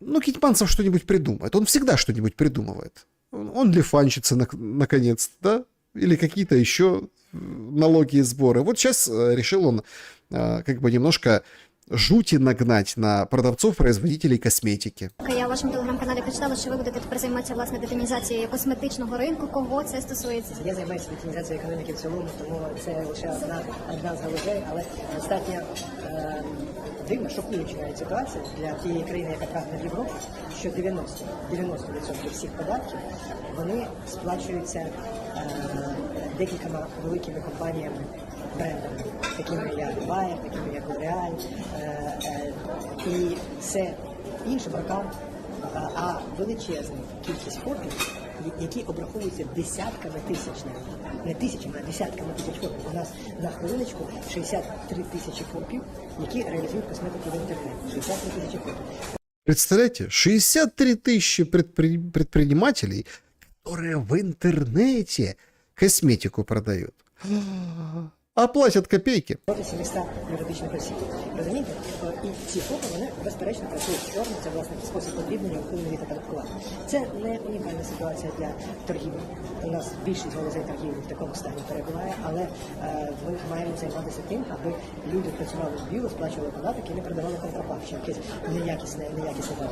Тобто мова більше про інтернет-магазини, там, Інстаграмі, зокрема. Мова і про такі магазини також. І в таких магазинах також, якщо 700 тих самих юридичних осіб працюють на землі, на тих магазинах, які, власне, існують фізично, то ФОПів існує в 12 разів більше. І не питання, що вони існують, нехай вони працюють, якщо вони маленькі, але точно вони не маленькі, бо один бренд подрібнюється на десятки, а іноді навіть і сотні ФОПів. Ці перевірки мають розпочатися найближчим часом? Ну, я не знаю, чи мають вони початися, але те, що я направив відповідні звернення до фіскальної служби, до правоохоронних органів щодо них, це я можу повідомити. Так само, до речі, як щодо інших галузей, від ресторанного бізнесу до торгівлі електроніки. Короче, трясти будут всех.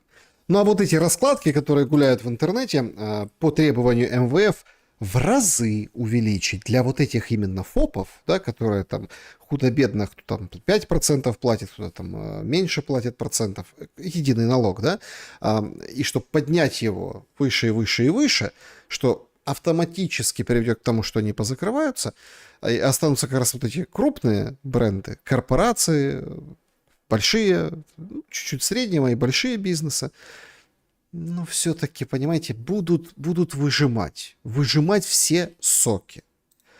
И у Гетманцева на самом деле незавидная роль. Вот он вроде говорит, я вот за то, чтобы там народ, там, да, чтобы государство, бюджет чтобы платили, чтобы эти ФОПы злые. С водой, конечно, легко выплеснуть ребенка, но он хотя бы понимает, о чем он говорит. И ему будет ой как сложно в следующей избирательной гонке, а она уже в принципе запущена. Почему, спросите? Да потому что вот его коллега по «Слуге народа» Тищенко уже все, в принципе, и запустил. Говорит, пленарная неделя началась, и вот он собрал актив, так сказать. Чувствует Тищенко, все чувствует. Поэтому бабушки, ну, это святое. То кравчучку подарит кому, то вот соберет на чаек с печеньем, обсудить.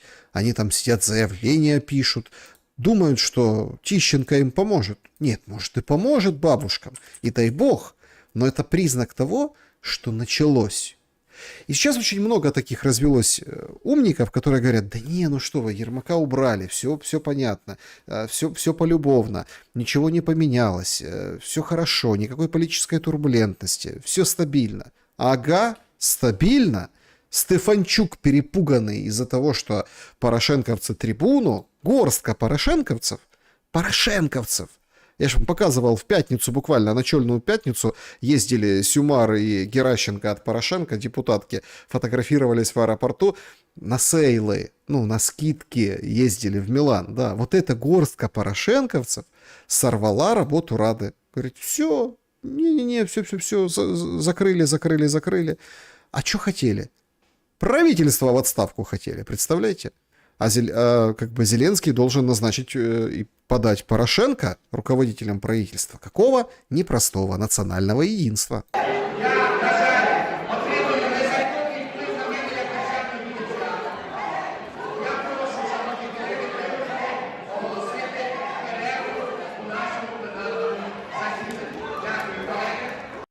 Уряд геть, уряд геть. Война идет. Как они могут? Любой документ, пустой документ, все что угодно. Представляете, какие депутаты? Представляете, какие процессы пошли? Во время войны, когда противник наступает, когда теряются территории, когда гибнут люди, они вот правительство гонят в отставку, трибуну работать не дают. А Зеленский что? Ну, Зеленский на выезде, мы видели его, как его колбасит и дергает со стороны в сторону, он ждет не депутатов, плевать ему на эти трибуны, на эти парламенты, он ждет Виткофа и Кушнера, сигнала ждет. А тем временем из Рады доносятся другие сигналы. Монокоалиции больше может не быть. Остается реально 4 штыка. Сегодня пишет пресса о том, что много людей, которые как бы в слуге народа, ну, числятся, но это какие-то мажоритарщики, какие-то как бы очень малоизвестные. Я до сих пор удивлен, что уже сколько лет пересиденты, и это Верховная Рада в том числе, всегда новые фамилии у слуг народа появляются. Всегда кто-то новенький. Так смотришь, резкость наводишь. Так а кто они? Кто они? Кто они? В общем, могут не досчитаться бойца. И тут потери заметит отряд. Потому что переформат коалиции — это или путь к распуску, ну, условно, если, допустим, человек 10-15 заортачится и скажет: все, мы хотим полностью уйти, а такие люди есть, их как-то пытались сдерживать при Ермаке, а без Ермака вдруг не получится. Тогда что, коалиции нет, сколотят новую. Большой вопрос. Скорее всего, будут разваливать. И тогда у нас не будет ни конституции. Сейчас Ступицкий выходил с интервью к Мосейчуку, говорит: нет конституционного суда. Сейчас нет президента, он нелегитимен, Россия его легитимным не считает, Америка молчит, играет, торгуется, но когда выйдет, например, Америка, если заортачится Зеленский по поводу этих пунктов, ну, скажет Зеленский: ау, ты нелегитимен, то у нас, получается, не будет никого легитимного. Никого. То есть государства не будет. Представляете, какую депутаты мину подкладывают под это, трибуны блокуют, политический кризис учинили. Хорошо на фронте нам транслируют. Вот депутатка Черновол, ее подтянуло под списком того же Порошенко после убитого Порубия. Вона говорить: депутати говно, поэтому я туди не пішла. Українське суспільство вважало, що якщо я стала депутатом, я стала говном. Тобто у нас така дивна ситуація. Спочатку це ж українське суспільство мене зробило депутатом, а далі зразу ж автоматично зробило говном. Щоб ви розуміли, я в часи депутатства була свята. От я не побоюся цього сказати. Я була свята. Конечно. Все вокруг изделия, на которые сегодня в Китае подняли налоги для контрацепции, а я воздушный шарик. Ну, вот так, как бы говорят об этом. Ну, насчет того, что депутаты все такие, это да, это есть. Еще один зеленый прихвостень, которого как бы сначала отодвинули, но он продолжает, собственно, свое восхождение. Это Федор Венеславский. Восхождение я имею в виду по буграм мягких тканей власть придержащих. Он выходит и комментирует мобилизацию. Уклонистам надо усложнить жизнь. Значит, бронирование, в общем, блокировка счетов. Завершится война. Тем более всех уклонистов надо к ногтю. Проще будет, легче будет. Уклонист, не имеешь права ни на что в этой стране. Женщины. Ты женщина, но ты же можешь служить, поэтому давай в армию. Войны же нет, вот давай служи. Вся страна должна быть готова отражать следующую серию. Нас явно готовят к тому, что будет следующий этап. Даже Залужный приехал с женой. Миленькая фотография, говорит: хорошо будет. По поводу ТЦК вообще, конечно, обурели. Вот этот парень стал очень широко известен, значит, ну, не в узких кругах, а тех, кто смотрит и следит за заявлениями по поводу мобилизации, это Истомин, спикер Полтавского областного ТЦК. Значит, он говорит, что военнослужащий ТЦК, ну, не виноват в том, что на Украину напали россияне. что депутаты не воюют, что пусть сначала дети богатых идут воевать, что гражданин не оформил себе отсрочку, не взял с собой документы, что не видел повестки по почте, не знал, что в розыске и многое другое. Вместо того, чтобы обвинять военнослужащего в чем-то, пусть гражданин вежливо поздоровается с представителем ТЦК, а если очень интересно, спросит, какой боевой путь он прошел. И я более чем уверен, после услышанного этот гражданский изменит свое заранее подготовленное негативное отношение. То есть, смотрите, все просто. Можем даже на пример переложить. Одесса сегодня снимают на заправке. Творится. ТЦК остановили, куча машин, куча ТЦК. Сейчас забрали пацана, сейчас разбираются. Короче, тут целая система. Это возле Сакара на поселке Котовского. Смотрите, все, что творится. А что так долго стоят? Смотрите, одна машина поджимает, вторая перегородила путь, женщина говорит, вот такая система, такая схема, представляете, что делают? Это они ему рассказывают боевой путь, который прошли. Боевой путь. Понимаете? Путь боевой. Вот так наклонились, так сказать, вытягивают за жабры из машины и рассказывают. А тому и так интересно, он с таким уважением, непредвзятым отношением. Прям перекрыли дорогу в машине. Представляете, что они? 2 бусика на одного. Охренеть. Ну, все же хотят рассказать свой боевой путь. И в одном бусике прошли боевой путь, и во втором, а мужик в машине на заправке не знает об этом.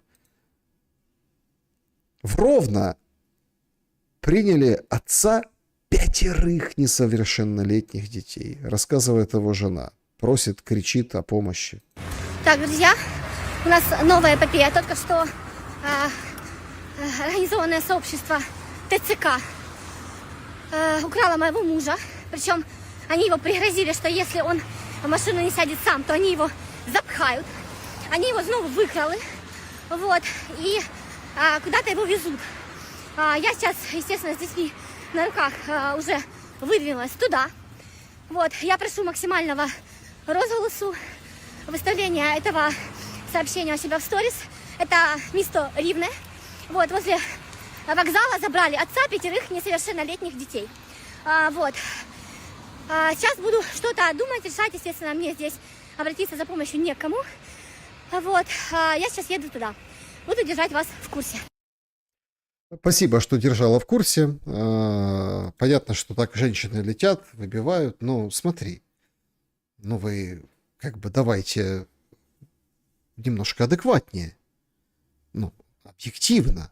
Адекватнее. То есть женщины отбивают своих отцов 5 детей, а им по марафону, на который мы очень надеемся, что из-за бюджетного коллапса не будет выделено 2 миллиарда, по-моему, дали 2 миллиона гривен, миллиарда, кажется. Да, там по 700 миллионов, потом росло. В общем, говорят, что у тебя ж 5 детей, тебе вообще защищать надо их, иди защищай. А там они как-нибудь прокормятся сами. Сами воспитаются. Вон, смотри, какая у тебя жена боевая, побежала ночью тебя вызволять. Так и с детьми справиться. Рассказать тебе про мой боевой путь? Уважение, мол, надо к военнослужащим проявлять. Под угрозой того, что сейчас с ним, под угрозой расправы, его берут и доставляют в ТЦК. И гребут как не в себя в последнее время. Как вроде нет этих переговоров, как вроде нет завершения войны. Да потому что на передовой атмосфера ухудшается. Там солдаты понимают, что они не хотят гибнуть в последние дни войны. Уходят в СЗЧ, недокомплект лютый, плюют на это все. Офицеры недовольные, солдаты недовольные. Недовольные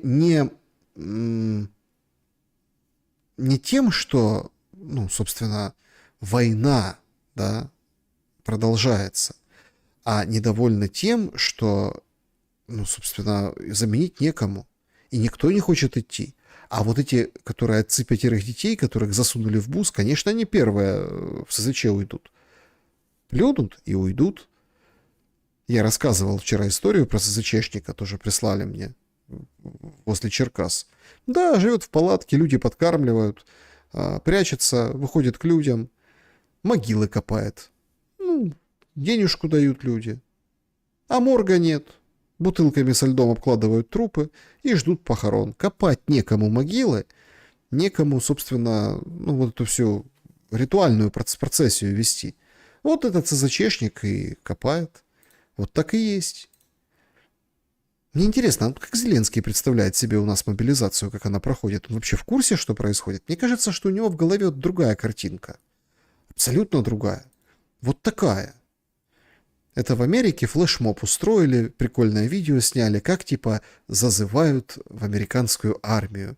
Изображают военные, в ящиках стоят вот эти надутые чучела, вот это вот так, они как бы так, да, вот всех туда в центр. Тупые американцы. Вот так же можно бусифицировать, как у нас. И бусификация не... Вот, понимаете, она не прекращается, а только растет на этом фоне. Потому что нужно больше и больше дров в этот костер. Костер сгорания Украины. А то, что Украина сгорает, это однозначно. И в этом процессе людям не такое общество. То есть, что это ты не хочешь воевать? Ты спроси у ТЦКшника, поговори с ним как с человеком. Что ты сразу негативно относишься? Он тебе свой путь боевой расскажет. А чего? Ты тоже послушаешь, и потом тоже станешь ТЦКшником.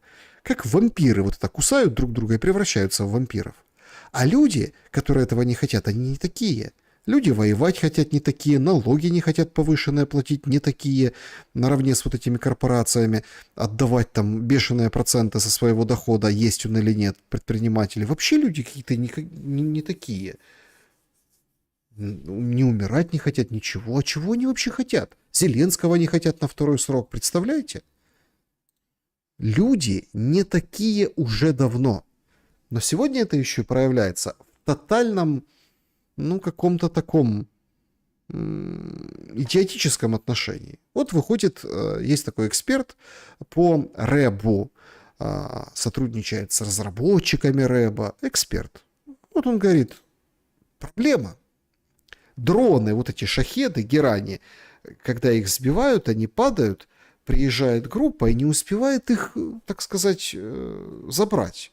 Люди все розтаскивають, представляєте? Останній час є випадки, коли там збиваються шахеди в полі, приїжджає група, а вже шахеда нема. Там залишається, слава Богу, хоч БК залишається. Так суспільство розбирає на сувеніри, розбирає на перепродаж деяких елементів, хоча є активна потреба в вивченні деяких елементів цих бортів для того, щоб потім розуміти, куди рухається ворог, і для того, щоб заздалегідь готувати вже пастки для таких розробок, які хоче зробити ворог. Короче, научную мысль люди тормозят. Вот у России развивается научная мысль.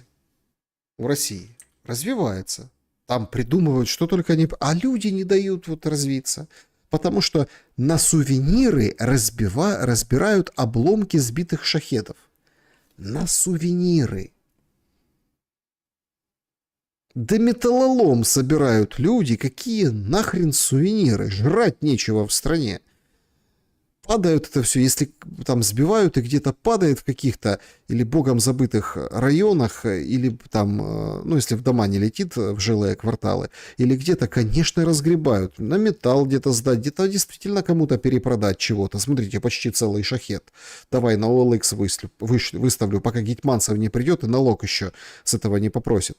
Там вот делец вообще какой-то в противопехотную мину в футляр вставил павербанк. Классный же сувенир. У него противопехотная мина, ну, футляр, имеется в виду жестянка, а там павербанк. О, классно, креативно.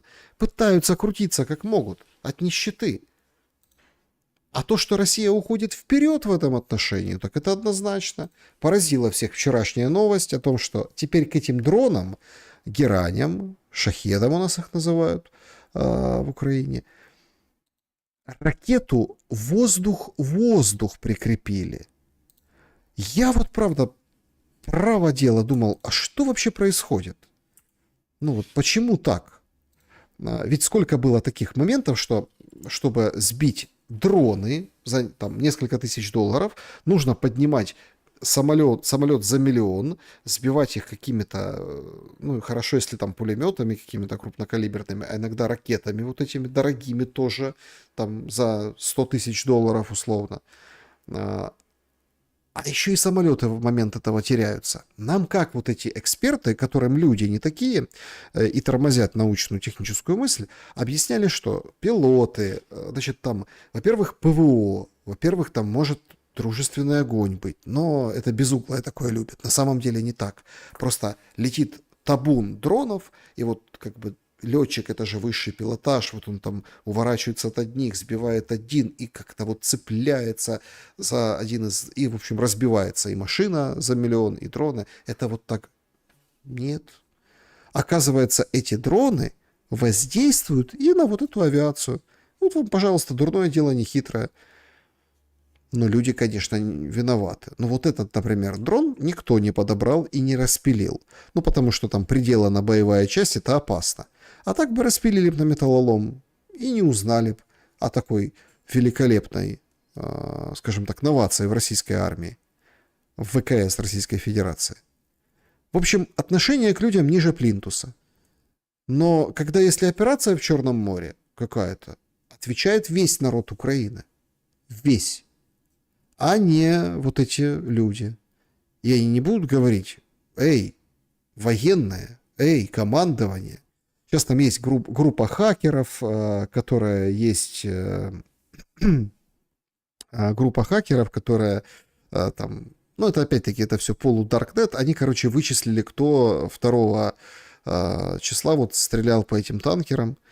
Или 2 опубликовали. Короче, они четко там с номерами частей, с именами, с фамилиями. Не знаю, правда это или деза, эта информация, но тем не менее. Иностранцы. Иностранный легион. Да. Нет, есть наши там, ну, вообще иностранцы. Наводка, как утверждают вот эти источники. Так к ним почему народ не выскажет претензии? Значит, нас будут дальше утюжить, бомбить. И в большом пределе сегодня, как Путин заявлял, отрезать от моря. Вы нам мешаете. Ваши действия вредны для нас. А мы вам, получается, мешаем тем, что какие-то обломки, какую-то жестянку где-то кто-то себе в хозяйстве прикрутит или продаст через интернет. Получается, что народ лишний. Народ мешает. Ну, с другой стороны, конечно, вообще, конечно, удары дронами стали куда опаснее.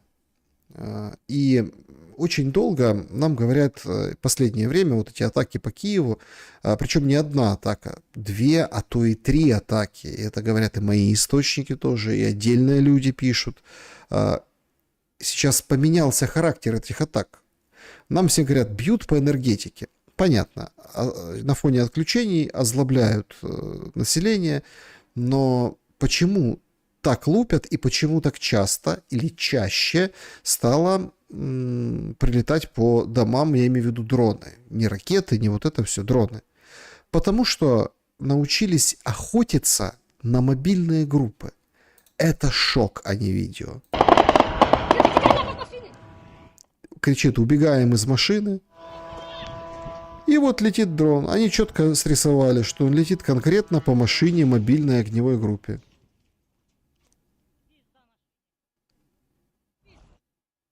Да, все. И он четко бьет по машине мобильной огневой группы. Потому что дрон, как, не знаю, все же дроны называют шахедами, он на управлении. Плюс еще герберы вычисляют, есть камеры в реальном времени, конкретно можно им еще подруливать. В общем, вот такая история. И последние удары были именно такие. И хорошо, что если это, например, мобильная группа где-то в поле, она же может быть где угодно. Вот такие, собственно, случаи случаются. Ну, кто виноват, что не успевает ВСУ? Конечно, народ, потому что обломки собирает сбитых дронов. Ну, вот такие они, нравы и времена. Ну и, конечно, о деньгах, которых не хватает. Ну, их же не хватает как бы всем. Вообще, конечно, уникальный человек, этот Смелянский. Там, помните, когда Трамп только становился президентом, говорили, там подсчитали, что у него зарплата больше, чем у Трампа, ну, за год, да, в пересчете по курсу. Смелянский, директор Укрпочты, генеральный. Ну, тут Суспільна, или кто-то, по-моему, Суспільна, общественная, 28 тысяч гривен у Зеленского зарплата. 28 тысяч, без надбавок, без ничего. Такая зарплата. 28 тысяч гривен, да, сколько там, 500 евро или там чуть больше, 600 евро. То есть, ну, хорошо, 700, 650, вот у него, да, зарплата. А Смелянский с большой зарплатой весело в ТикТоках распродает нажитое, или как это, металлолом, который остался на балансе его предприятия, Укрпочта. Я знаю, що ви довго чекали цієї новини. Розпродаж автохламу Укрпошти. Один власник. Пробіг всього якихось пару мільйонів кілометрів. Не бите лобове, рідне, повністю органічна автівка. То есть, смотрите, вот он как бы играет в эту игру. Смотрите, 1 000 000 километров, вот этот старый автохлам мы распродаем. И он четко говорит там, на запчасти давай, на запчасти. Бачите, органічний мох, двигун відкритого згорання. Якщо хтось шукав Карлсона, Карлсон є. Смешно? Вот про Карлсона. Смелянскому смешно? В Укрпочте все хорошо? И нет откатов и коррупции? Они сначала распродавали вот эти пистолеты, но это еще можно было понять. Там убирали боевую часть, ну, чтобы это не было как оружие. И на сувениры вот эти пистолеты еще с советских времен, там еще, как только почта организовывалась, у почтальона, который ездил, ну, это была немножко другая профессия, всегда был при себе пистолет, ну, чтобы отстреливаться, если вдруг грабители. Сейчас они и вот это вот смеются, говорят, смотрите, сколько им лет, смотрите, как они, и вот это все, старый хлам. Викинуть жалко, а от продати в самий раз. Газель, чесно скажу, не знаю якого року, але все оригінальні запчастини, приходьте, забирайте, користуйтесь. І всі аукціони по всій країні, більше ніж 700 таких чудових автівок. Чекаємо вас на наших аукціонах. Ждем на аукционах. Приходите в Прозоро и покупайте вот этот металлолом. Покупайте металлолом. Страна, где металлолом продается. Почему так делает Смелянский? Потому что утилизировать надо заплатить. А так пускай лохи купят, за сколько купят, и еще и денежек наваримся, и сами там утилизируют, или сами там будут чего-то с ним делать. Страна коммерсантов, страна коммерсантов. Особенно на фоне отключений электроэнергии. В шоке люди в соцсетях. Вот пользовательница пишет о том, что история, конечно, не новая, но шок вообще в шоке. Цена ровно 3 месяца назад, до начала вот этого, как бы, этой серии ударов конкретно по энергоинфраструктуре, здесь какой-то обычный упс. Ну, то есть не какой-то супер-пупер. Ну, вот смотрите, 18 ватт, там 12 вольт, 9 вольт, 5 вольт. То есть бесперебойник, да, для роутера, для того, чтобы там какие-то медиаконвертеры. Короче, бесперебойник для роутера. Стоил 777 гривен, сейчас 3500. Страна коммерсантов. Ну, все просто. Наживаются где можно, где нельзя. А это еще одна прозревшая от цен. Значит, справа цена в Швейцарии и цена в Украине. Чтобы все просто понимали. 3,95 франков это 207 гривен. 207 гривен справа в Швейцарии на фоне Альп. И 599 в Киеве, ну, на фоне каких-то других продуктов в 3 раза. 3 раза. 200 там, гривен, да, и 600. Один и тот же, прости господи, Дед Мороз. Да, это не простой Дед Мороз, это модный Дед Мороз от Ферреро Роше. Это как бы марка конфет такая недешевая, но почему такая разница? Может, везут на машине, которую пытается продать Смелянский? Но отдельные соцсети просто взрыв головного мозга на этом фоне. Вот смотрите, один Дед Мороз 600 гривен, да? Упс, бесперебойник, там 3500. 3500. Вова дает 1000. 1000. А вот тут в зиму отдельное, ну, во-первых, спрос уже не тот, да? Мужиков столько нет в стране. Во-вторых, цены надо опускать, потому что мы смотрим, Дед Мороз стоит 600, Вова дает только 1000. Короче, трусы для мужиков продают в интернеті в Україні. Отримали нові фантазійні чоловічі трусики. Вони йдуть із надзвичайно ніжної еластичної мікросітки, ззаду сліпами. Ну а спереду у нас анатомічний карманчик незвичайної Труси з карманом. форми, а також декоративний бант. Ось такі трусики додадуть певної пікантності вашому особистому життю. А вартість складає всього 250 гривень. 250 гривен. Слушайте, кто ругал Зеленского за то, что он маленькую зимнюю поддержку? Трусики, сеточка. 4 штуки можно купить. Там, правда, еще с продуктами до конца не разобрались. Ну, может, как-то, может можно как-то 4 трусов купить? Гляньте, такие и пикантности придадут, и с карманчиком. То есть это какой-то, с точки зрения там цен, понятий, это какое-то просто королевство кривых зеркал. С точки зрения жизни. Вот напишите в комментариях, вот что бы вы купили, да? Там 2,5 трусов или Дед Мороза за 600 гривен. Или упс, там можно сколько в трусах померить. А в Вовиных 1000 не хватает, Вовиной 1000. Но зато на этом фоне все очень потужно защищают язык, мову. Вот, например, Ницой разразилась душещипательной историей. Говорит, торговый центр, возле лифта, отец, интеллигентный на вид, в куртке, джинсах, высокий, подтянутый, и дочка, школьница, лет 12. Он ее расспрашивает, она отвечает. Подхожу ближе, ждем. О нет! Он к ней обращается московицким языком, московицкую. Вот беда, приехал просторный лифт, заходим. Они первые вглубь кабины, а я за ними. Разворачиваемся к дверям, они продолжают у меня за спиной. Ты маме сказала, что мы придем после...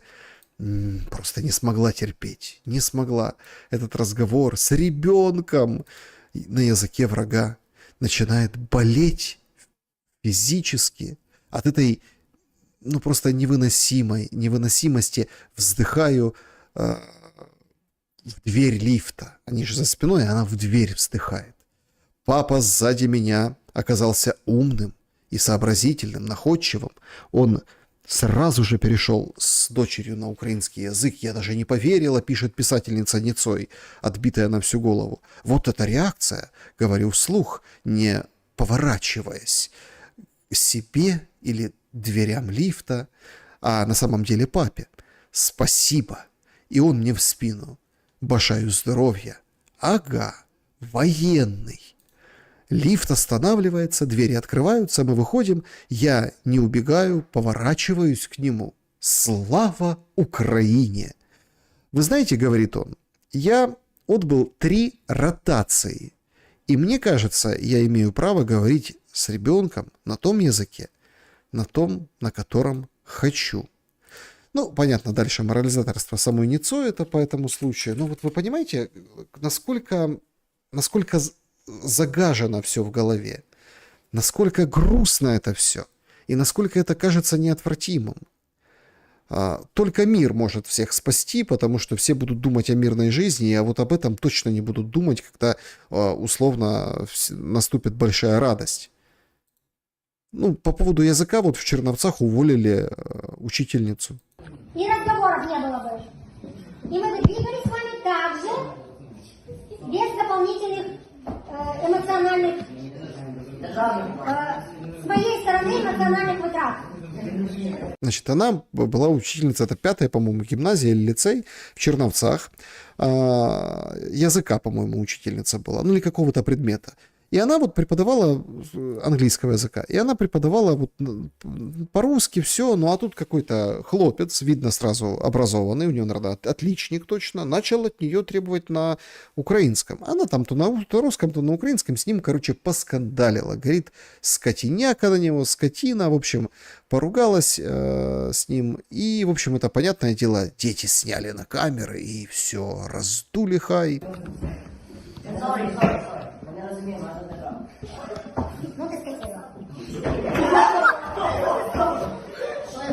Скотина. Говорит, мы не понимаем, говори державную. Это про дистанцию. Дистанция есть со стороны учителя. Я нарушила свою дистанцию. Я нарушила дистанцию. А ты нарушаешь дистанцію. Я при всіх кажу, що Віталік буде найбільш відповідаючим на уроках географії. І таким, який має готуватися найкраще. Настя, ти можеш трошки послабитися, тому що у нас буде тот, хто буде готуватися більше всіх. Катя, то же самое. Ты не так готовишься, как обычно, потому что у вас будет тот, кто все сложные вопросы потянет на себя. Ну, в общем, она, скажем так, это такой педагогический прием, наказала, значит, в общем, эти сложности будут преподать на твои плечи, Виталик, по географии. По географии, которая должна уже державную мову выкладываться, а она, вот видите, как по старинке, опять-таки Черновцы, возможно, переехала от войны туда попала, да, ей так удобно, она думала, что она воспитывает их, а им плевать. Это подростки, они же видят, что происходит. Видят вот этих Мандзюк, которая там съела 3 русскоязычных детей, отбитую просто. Видят эту Ницою с этими рассказами. Смотрите, 100% вот эти пацанва, вот это подростки, да, с гормонами, с идиотизмом, тем более на уроке географии, да, они там не правы, учитель, видите, призывает к дистанции, значит, наказывает. Короче, учителя за вот это видео уволили. Значит, украинский язык без условий, об инциденте, который случился в четверг в лицее, мне в пятницу. После 3-го урока рассказали ученики, дети рассказали, что случилось, написали коллективное обращение, видео приложили, аудиозапись, сразу же взяла объяснение с учителя. В понедельник будет принято соответствующее решение, потому что есть грубое нарушение норм и законов в сфере образования. Мне жаль, что такой случай случился в школе, в которой всегда царил и царит дух украинства, никогда не толерировала антиукраинские и не буду. Учителю делегировано право проводить именно государственническую линию. Значит, поэтому это нарушение, и она должна ответить по закону. Ну и, конечно, этот лицей, Украина, Панадусе, герб, вот так вот. То есть, вы понимаете, в ситуации никто не разбирался. Ну, не разбирался. Есть конфликт. Да? Конфликты есть у всех. Неважно, там, по языку, по каким-то другим вещам. Тем более, там, видимо, старшие классы. Ну, то есть, конфликт учитель-ребенок. Но она говорит по-русски, все. Неважно. Педагога никто не защитит. Педагог, вы же слышали, она такая сама зубастая. То есть, она как бы знает, с чем она имеет дело, да, с детьми. Она все правильно говорит, но не на том языке. А ей говорят, что ты государственническую позицию должна. Вот если бы на украинском, вопросов бы не было. А так, вот ты не педагог. Вот так и живем. Вот так и живем. Житомирская область. Один из населенных пунктов. Село, вот смотрите. Нормально. Такая практика. Кстати, давно. Я видел подобный ну, мне просто увидел эту новость, я решил поделиться, чтобы вы тоже прокомментировали. Я вот в станице Луганской, нас там кто смотрит из станицы, кажется, видел, там тоже есть, там Божья Матерь изображена. Ну, в общем, здесь вот Житомирская область, да, видим там остановочка, переходик, в общем, кто-то изобразил икону. Ну, вот как изобразил, так изобразил. Достаточно популярная история. Собрались активисты. Там же написано что? «Люби ближнего своего, как самого себя». Причем на украинском написано «Люби ближнього свого, як свого себе». Да? То есть шрифт как бы русский, да, но вот так. Ничего, нашлись люди, взяли и закрасили это все дело. Причем там время уделили, работу работали. И у них все получилось, представляете? Взяли, закрасили. Нет теперь этого сакраментального текста, этой сакраментальной фразы, да, из Писания. Но этого оказалось мало. Надо же на фоне перемоги сфотографироваться. С чем? С флагом. Смотрите. 1, 2, 3, 4, 5, 6, 7, 8, 9, 10. 11 мужиков в этом принимали участие. И даже одна женщина. Закрасили! Вот это победа! Вот это я понимаю. Вот это вот мощно. Вот это, ну, потужно, я бы сказал. И флаг же, вот этот вот красно-черный. То есть, смотрите, изначально красно-черный флаг побеждает абсолютно нормальное изображение Иисуса, который, ну, как бы, он не русский Иисус, да? Текст этот не русский, он везде есть этот текст, да, возлюби ближнего своего. То есть вот так они любят ближнего. На фоне того, это просто увидели и посчитали, что это типа русский мир, поэтому надо закрасить. И победно сфотографировались на этом фоне. Вот что у них в головах. И вы знаете, на этом фоне я хотел с вами, вот чтобы тоже разницу в отношении вы прочувствовали. Путин, да, вчера, да, многие же обсуждали, сейчас вот эта встреча с Виткофом, важная встреча, вначале мы с этого начинали, сейчас там глянем новости, есть чего нет по этой встрече, понятно, что какие-то инсайды, сливы, но вчера вот как подавалось, да, Путин встречался с командирами, с военными. И там были, опять-таки, разобраны на цитаты, понятно, там по направлениям, понятно, это все украинская сторона отвергает, понятно, там Герасимов докладывает. Не это было важно. И вот когда по цитатам была одна цитата в текстовом виде, там где новости пересылали, агентства разные там цитировали, короче, Путина, говорит, что ситуация на фронте, в общем, это трагедия украинского народа. Ну, типа... следствие проворовавшейся власти, да? Но мне, в общем, я нашел вот видео. Смотрите, вот это очень важный момент. Значит, у нас учительница не может по-русски воспитывать там оборзевшего или там какого-то гонорливого ученика, да? Она же его наказывает. Там. Это не такие, есть трешаковая, конечно, ситуация конфликта учитель, но неважно. То есть она же делает это зачем? Чтобы он был лучше, да, чтобы он там... А тут ей говорит, говори по-украински. У нас, получается, нет вот этих вещей, да, иконы Христа, да, импровизированной, да, росписи, какой-то остановки в каком-то населенном пункте, небольшом селе в Житомирской области, потому что типа русский мир. Это все закрашивают. И вот как говорит Путин о трагедии украинского народа. Послушайте. Понятно. Ну, это... Смотрите. Во-первых, интернет, туда-сюда, бумажки, и он смотрит. Так, понятно. И с каким вот это вот он как бы брезгливостью, омерзением, жалостью, что тоже, ну, каким... Вот он говорит об этом. трагедия украинского народа, которая связана с преступной политикой этой вороватой хунты, которая захватила власть в Киеве. На фронте. Это он на фронте. То есть он смотрит, казалось бы, на успехи своей армии. Он же должен, ну, там, включить Наполеона. Ну, как Зеленский, да, вот это все. Смотрите, там, тут продвижение, тут еще что-то, отчеты, да, ему на бумаге же распечатывают.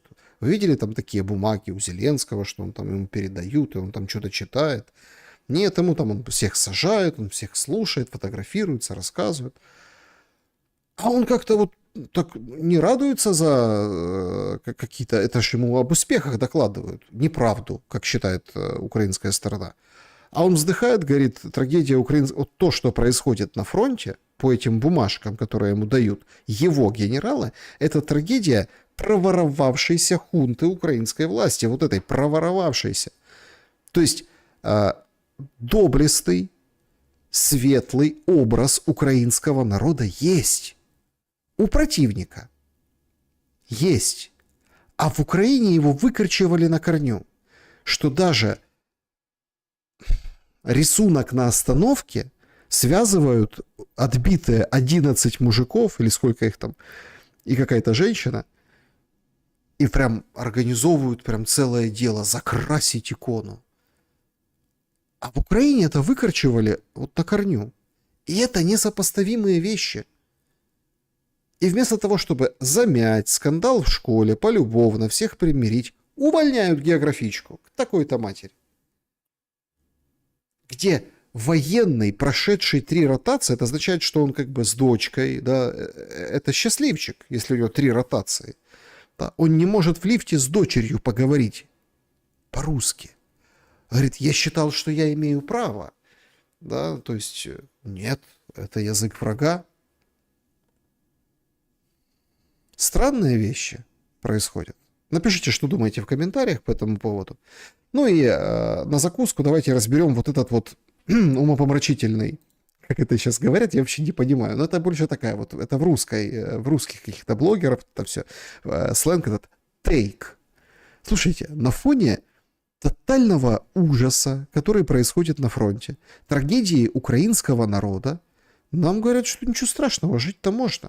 Смотрите, какие замечательные сюжеты. 78-летняя бабушка в компьютерных играх находит спасение. Да, сейчас так. Ну що, присідаю. Приседай.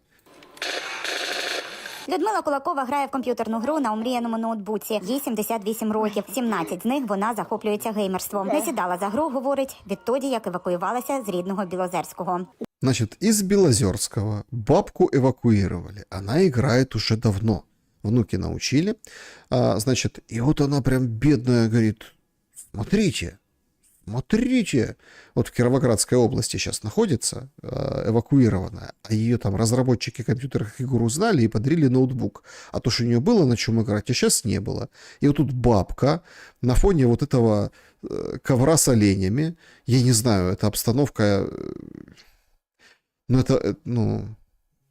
это прабабушки моей, наверное, такая обстановка. Но вот она эвакуирована, ей подарили ноутбук, потому что это уникальный случай, 78-летняя бабушка. И вот она вот рассказывает свою историю. Да тут я уже 2 месяца. Тяжело мне было. Мне даже во сне все снилось, что я иду. Там показали как раз там место Силантия на исходе. Домой хотелось все время. Там же я 50 лет прожила. Все свои, все родные. 50 лет бабушка прожила у себя в Белозерске. 50. Да, там последние годы, понятное дело, что там внуки научили, и слава богу, что внуки научили играть в компьютерные игры, но их домой все время хотелось. А сейчас как бы вот уже, видите, можно окунуться и в геймерство. Не так хочется. У серпні жінку з Білозерського вивезли військові. На цих кадрах вона в прихистку в Дніпрі. Саме цей репортаж Суспільного побачили в українській компанії, яка розробляє комп'ютерні ігри, і вирішили подарувати жінці ноутбук. Ой, это очень хорошая аппаратура. Тем более Ryzen 9. Не у каждого этого есть. Ryzen 9. Ой. Ноутбук передали через евакуаційників. Вона сказала, що її улюблена гра – це гра українських розробників із серії «Метро». Інтерв'ю вийшло, і розробники це почули і побачили, розчулилися, і вирішили зробити пані Людмилі такий подарунок. Дуже теплий лист написали хлопці і дівчата з компанії. Також після репортажу Суспільного люди відгукнулися і назбирали донатів для пані Людмили. Я так бачу, що зараз не вистачає навушників, килимочка, ще якихось потрібних речей, то ми їй докупимо. У соцзакладі на Кіровоградщині жінка 2 місяці. Мешкає в кімнаті з 2 сусідками. То есть 2 соседки, она вот это вот живет. Они там показали репортаж, ей скинутся на наушники, на какую-то технику. Соседки, наверное, в восторге от 70-летней геймерши бабульки. Она показывала нам свои страйки, показывала. Цікаво вам, хочете ви навчитися такому? Хочу, но не знаю, получится у меня или нет. Людмила Кулакова мріє про швидке завершення війни і повернення додому з новою апаратурою для ігор. Конечно, дома были совсем другие условия. Там я жила одна, распоряжалась. Я с Украины никуда не уеду. Я тут жила, тут все свое. Вот, никакой из-за границы. Я думаю, эти все военные действия, они скоро все исчезнет. Каждый поедет на свою родину. Вот я поеду в Белозерку. Юлія Підгула, Суспільне новини.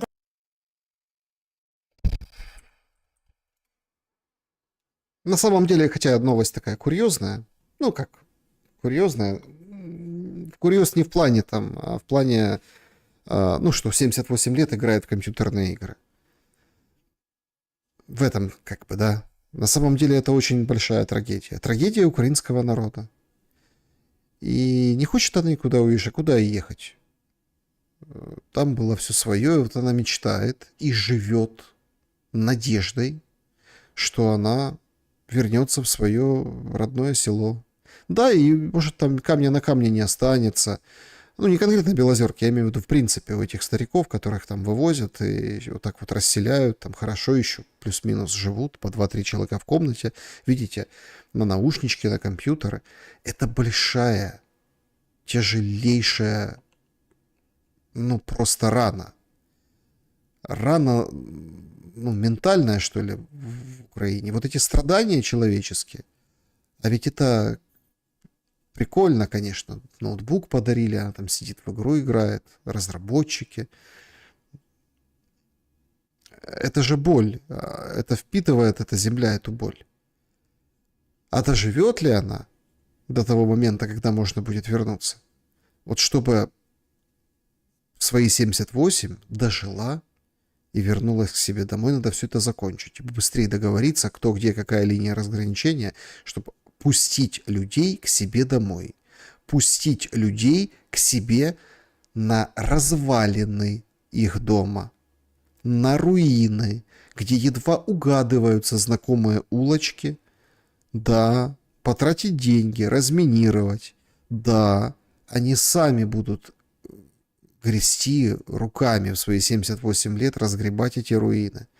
Но они должны побывать дома, на родной земле. А так, если все это продолжать, слушать Кулеб, слушать вот этих всех экспертов, спикеров, людей, которые заинтересованы в войне, эта бабушка Людмила так и вот и умрет за игрой в какую-нибудь стрелялку, бродилку, ходилку.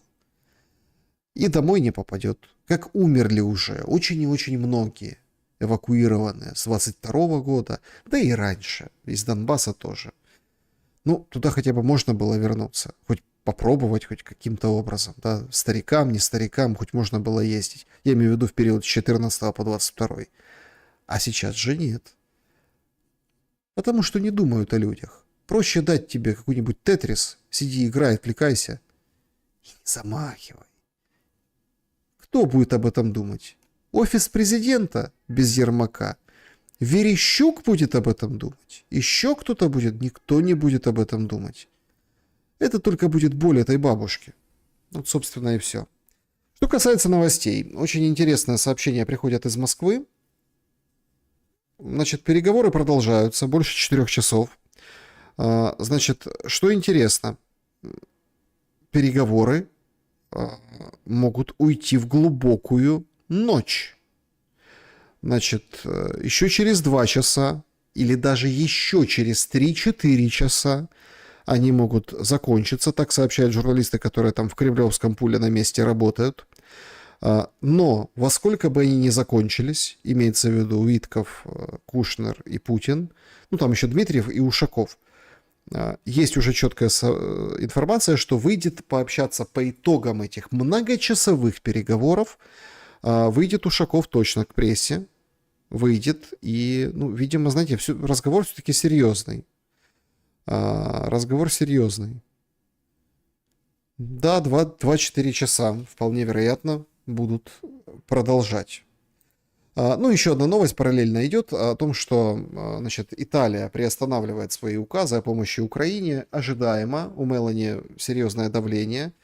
Я помню, спасибо большое всем, кто присылал шум. Это мне, кстати, информацию прислали люди, которые, я так понимаю, в Италии находятся. Они говорят, что проблема. Там Сальвини вышел, зам Мелани, вице-премьер-министр, говорит, ничего не будем давать, давайте уже заканчивать войну. А потом кто-то на видео расстреливает его портрет, приделанный к свиной голове просмаленной. Поэтому вот такая вот, собственно, история. Так, друзья, значит, что у нас по чату? Спасибо вам, спасибо большое, Наталья. Мир близок, как никогда. Ну, слушайте, еще через 2 часа, если так продлится, еще 2 часа, то мне кажется, что вот эти переговоры, они приближают все-таки мир. Вот такие длинные, обстоятельные, с Виткофом и Кушнером. Я думаю, мир, который точно не понравится, вот эти шаги Зеленского, непопулярное решение, мне кажется, что он все-таки заочно, если не на все, то очень на многое согласился. И сейчас утрясаются серьезные детали. Именно в таком разговоре. Не дипломатическом, а по факту сделки. Так вот, 8% считают, что все равно уже. 24% да, мир близок как никогда. 26% не знает. И 42% считает нет. Все-таки не верите вы в мир, уважаемые зрители. Но посмотрим, что выйдет и скажет всем Ушаков.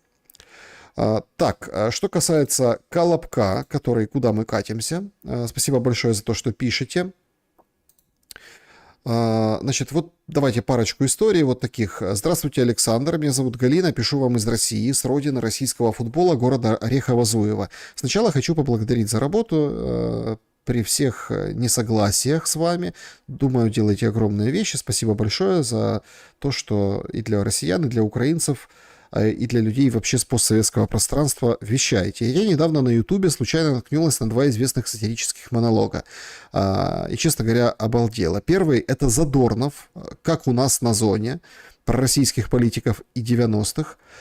И обалдела, что это прям про наших политиков, от наших к вашим.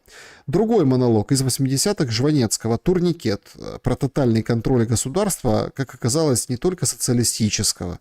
Прямо-таки пророческий монолог. Я, конечно, человек образованный, вы, конечно, человек образованный, скорее видел, но, наверное, надо освежить. Спасибо за комплимент. Значит, я их давно смотрела в детстве, а сейчас пересмотрев, поняла, что все это стараются запретить. Настоящая классика, она бьет точнее любого дрона. Спасибо еще раз за работу, нравится шум, значит, смотрите на ситуацию, надеемся все вместе. Спасибо, что ставите человеческое выше всего и надеемся на скорейший мир. Спасибо вам большое, привет, Орехово-Зуево, спасибо, Галина, действительно 100% согласен, надеемся на скорейший мир, и классика бьет точнее любого дрона, ракеты, Искандера и всего-всего-всего. Так, значит, спасибо большое вам за ваши письма, за короткие истории и реплики. Александр, доброго времени суток. Предусловие. Хотел бы выразить вам в письме свои мысли и заключения по нескольким пунктам. Начну с огромной благодарности родителям, бабушкам, дедушкам за верные принципы. Все это понимание я вкладываю в такие слова, как добродетель, созидание, верность слову. Немного не буду перечислять, а то утомлю сильно.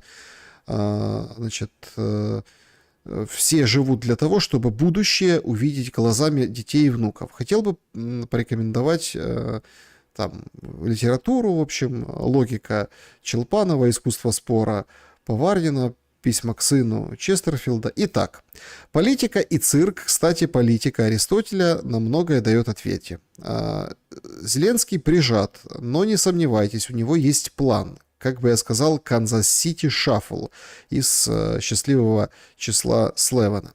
Взять оружие, Асашай, кинуть Рыжего и далее с Европой крутить мутки.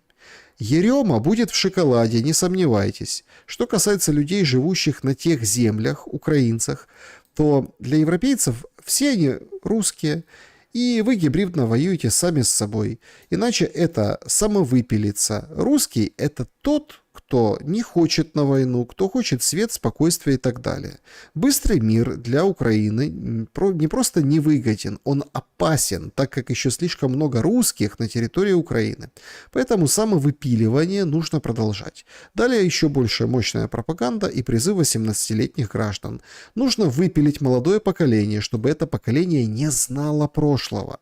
Так проще влить в умы свои новые европейские идеи и ценности. В идеале, чтобы люди были такие, как в Асашай, на глобусе не могли найти другую страну, что проходило 50-100 лет назад, они не знали и не хотели знать, и не верили в любой нарратив, лозунг, сказанное с трибуны и так далее. Это очень хорошо прописано в Атонди и иезуиты. Точкой невозврата будет призыв с 18 лет, считает пользователь. На засыпку вопрос, почему Путин не обратится до сих пор к украинцам с каким-либо миротворческим заявлением. Ведь он утверждал, что считает это гражданской войной в самом истоке. Желаю вам ясности мышления и здравия. Сергей, инженер, 88-й код, Алматы, Калужская область. Спасибо большое. Значит, спасибо за это сообщение и за вопросы, за мнение. Я думаю, что ваше мнение, конечно, находит отзывы, и многие, наверное, в комментариях и в шуме, Сергей, согласятся с вами. Однако нет. Понимаете, можно выпилить, можно, ну вот даже вот этот пример сегодняшний там конфликта с учителем, которого уволили в Черновцах за русский язык, он был на уроке географии. Поняли? То есть географии. Это означает, что, правда, на глобусе ничего не покажут, потому что на глобусе написано «державную». Однако мне кажется, что все-таки дети, как ни крути, они несут в себе определенный код, они несут в себе... Смотрите, есть разные подходы, да, то есть кто-то говорит, что, ну, я, например, больше тяготею к тому, что, да, можно выпилить веру, можно выпилить знания о прошлом, историю переписать, все остальное, но мне кажется, что все равно остается непримиримая разница, ну, такая пропасть, потому что наши дети, они все равно будут... ну, скажем, они все равно не устроят вот этих, им не переформатируешь мозг, все равно гены возьмут свое, все равно это дети, да, ну, как вы пишете, русские, там, пускай там все русские будут, или там русские, кто так по-разному говорит, то есть все равно украинские дети будут украинскими, все равно они... когда сами столкнутся, не через шкуру родителей, когда пойдут в... Они же все слушают русский рэп, они слушают все русские вот эти хиты модные, все исполнители, я даже таких не назову, да, то есть, ну, такие ультрамодные последние. Они понимают, а кто из этих русских хитов из Украины, из сейчас регионов, где идет война, ну, там какие-то разные, да, там группы. Кто выехавший из России, кто приехавший, они все это понимают. И то, что детей воспитывают взрослые, конечно. То, что им там надо рассказывать историю, конечно. Но они сами будут знать то, что их внутренняя природа будет требовать от них знать. И найдут ответы на эти вопросы. Да, возможно, неправильные, но не европейские, поверьте. Поэтому здесь другой путь. Просто у этого поколения, которое сейчас воюет, это война стариков, ну или там людей вот этих, да, у него уже сбиты ориентиры, как раз-таки у него сбиты ориентиры. А чувство выживания, вот опять-таки, мало кто говорит, там, 18-летних, почему надо брать на войну, почему всегда брали там молодых, война, дело молодых, там вот это все. Почему? Потому что там больше инстинкта, да, то есть инстинкта. И инстинктивно человек живучее. Человек, ну там, ну как вот он как нюхом чувствует. Плюс, конечно, сильный, сильнее, моложе, ну, вы поняли, то есть поэтому вот так считается. Здесь же, наоборот, задача, тут я с вами соглашусь, выбивать вот это поколение постсоветское. Ну, они поэтому вот так вот и, в общем-то, утилизируются. Это да, это правильно. Но вот эти дети не будут, там, подрастая, скажем так, полностью европейскими. Ну, не будут. Они даже в Европе шарахаются, говорят, елки-палки. Нет, конечно, они пользуются всеми благами, там, сейчас открыли же границы. Пользуются не благами, возможностями, которых в Украине нет. Но они все равно не будут этими европейцами. Надо, чтобы прошло 2-3 поколения для того, о чем вы говорите. Ну, вообще, спасибо за мысли и, конечно, за ваш вопрос. Ну, а по поводу Путина, почему не обратился к украинцам с мирными какими-то вещами, я думаю, сейчас вот обратиться. Вот сейчас вот после этого заседалого и встречи. И вот сейчас скоро. Я думаю, скоро. Вот то, о чем вы говорите, то, как вы написали, сформулировали, будет вот сейчас. Просто тогда было не время. Ну, такое мое мнение. Так, значит, чат-трансляция. Если будут дети, будут дети. Никто никуда не денется. Меньше будет, конечно. Многих повыбивало, но дети будут. Так, переговоры завершились. Да, переговоры завершились. Значит, выходит выходит Ушаков к прессе к российской. Посмотрим, удастся ли, ну, условно попасть и на Виткова. Почти 5 часов. Все-таки еще 4 не продлились, да? То есть не 8 часов, а почти 5 часов. Переговоры завершены. Значит, посмотрим, какие будут первые итоги. И это действительно принципиально важно. Тональность, да, тональность первых заявлений. Итогов нам первых, конечно, не расскажут.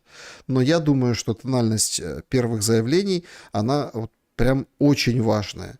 Потому что там, во-первых, и Кушнер, и Витков, и они приехали с конкретикой. Ну, так, по крайней мере, анонсировали. Конкретикой. Значит, очень и очень интересно, да, что будет и что произойдет. Да, всему свое время, я тоже так думаю, Кривой Рог тоже. Значит, добрый вечер, как можно обсуждать то, где-то 5 часов, по твоему мнению, Россия пойдет на уступки? Я думаю, нет. Я думаю, пойдет на определенные уступки. На определенное пойдет. Да, шум долгий получился. Вот сегодня, да, сегодня шум долгий получился. Пойдет на уступки, но опять-таки, мне кажется, ну вот сейчас делают ставки, договорились или не договорились. Вот интересно, вот напишите плюс, если договорились, напишите минус, если нет. Я думаю, что будут еще одни раунды. Кто-то говорит 2-3, мне кажется, еще один будет. Короче, Трамп. Должен Трамп решить. Отличный шум, спасибо большое. Я думаю, что вот эти переговоры, ну, это очень важно. Помните, когда Витков приехал и там по 4 часа сидел без Кушнера, но теперь же еще и с Кушнером. Вот это вот прям очень интересно. В каком плане? Что сейчас тоже такие, на новых этапах. Смотрите, кто пишет плюс, кто пишет минус. Минус, плюс, минус, не договорились. Кто-то говорит договорились. Смотрите, мне кажется, что ну, пора уже оглашать какие-то результаты, да, вот прям пора.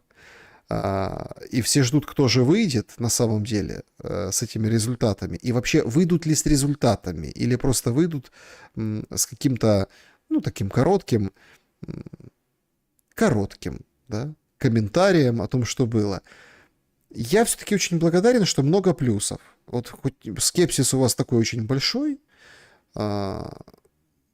Вот пишет Сергей о том, что обращение Путина к украинскому народу обращался в начале конфликта, украинский народ не услышал, решил воевать. Какой смысл к нему обращаться и повторяться? Сейчас изменилась ситуация.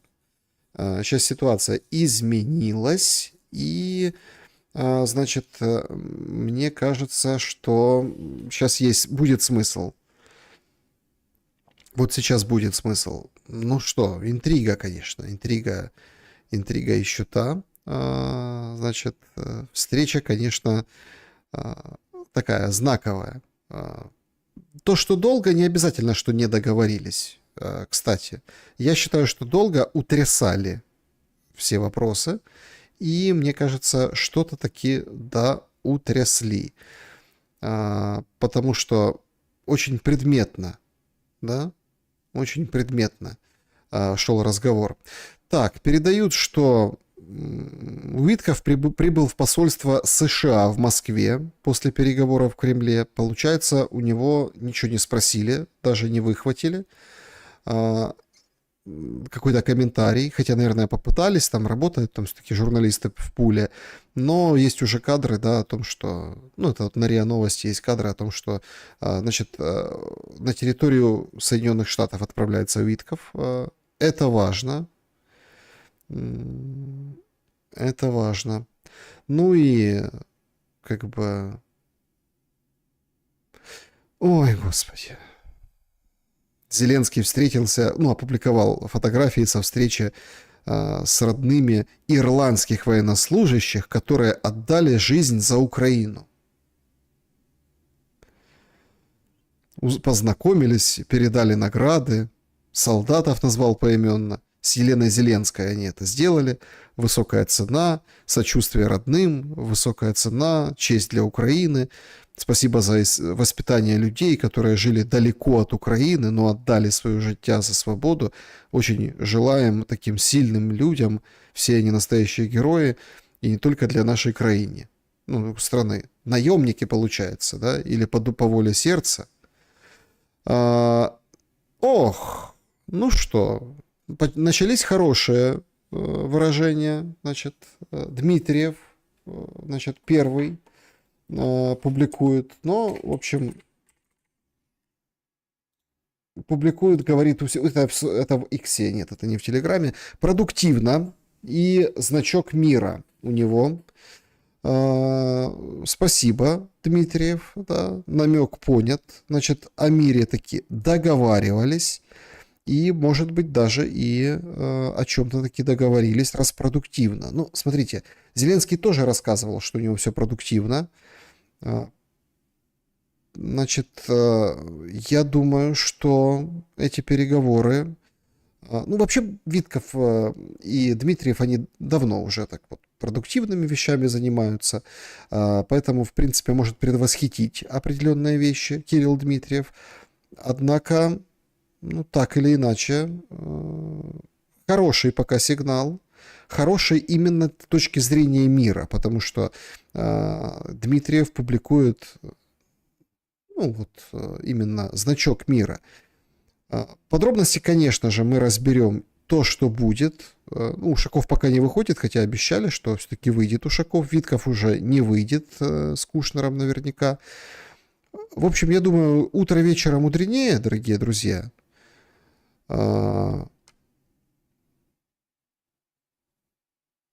Но очень хочется надеяться, что мы все-таки на пороге больших и серьезных изменений. Причем я сейчас не беру в расчет субъектность или там отрицательную субъектность ни Европы, ни отрицательную субъектность Украины. Да, значит, ну, пока видим, что Дмитриев говорит, что все продуктивно. Спасибо. Время покажет, что будет дальше. Да, конечно. Победили остановку. Ура. Зеленский крепкий хозяйственник. Еще да. Выйдет Ушаков, ждите Александра. Но я думаю, что мы все вместе, собственно, Ушакова сейчас не дождемся. И так уже 2,5 часа шума. Наверное, мало кто это поймет. Значит, Лина Вострелова пишет, что Путин изобразит из Украины зеркальное отображение того, во что рядил ее Запад, сумеет такие талантливые, такие фортили, Крым тому подтверждение. Ну, может, сумеет, может, не сумеет. Посмотрим. Но то, что сейчас поменялись местами в определенной степени Украина и Россия, это однозначно да. Ведь эта вся встреча и эта вся надежда, смотрите, она же не обращена к Зеленскому. Зеленский будет только реагировать. Только реагировать. Зеленскому ничего не остается. Понимаете? Кроме как... И вот я сейчас тоже смотрю, так листаю там украинские, да, какие-то сообщения. Ну, кстати, Униан, например, которая там хулит Путина, всех ругает, опять очень такое сдержанное, опубликовал сообщение, что спецпредставитель Путина, правда с маленькой буквы, но тем не менее Дмитриев, оценил переговоры с Кушнером и Виткофом как продуктивные. То есть без всяких едких определений. Это тоже о многом говорит. Все сейчас как бы зачаились, все ждут, причаились, что будет дальше. Потому что вот от того, что будет дальше и какие первые мы услышим, ну, кроме Дмитриева, понятное дело, он все-таки принимающая сторона, но от американцев мы ничего не услышим. Вот это очень важно понимать. Поэтому не знаю, что скажет Ушаков, но от американцев скажет, я думаю, что Трамп в самое ближайшее время, тем более, что из посольства принято звонить, ну, вот, по телефону, они находятся на своей территории, по защищенной связи, Трампу сейчас позвонят, у чего у них сейчас белый день, все будет хорошо, я думаю, завтра будет очень интересная аналитика, вот прям очень интересная.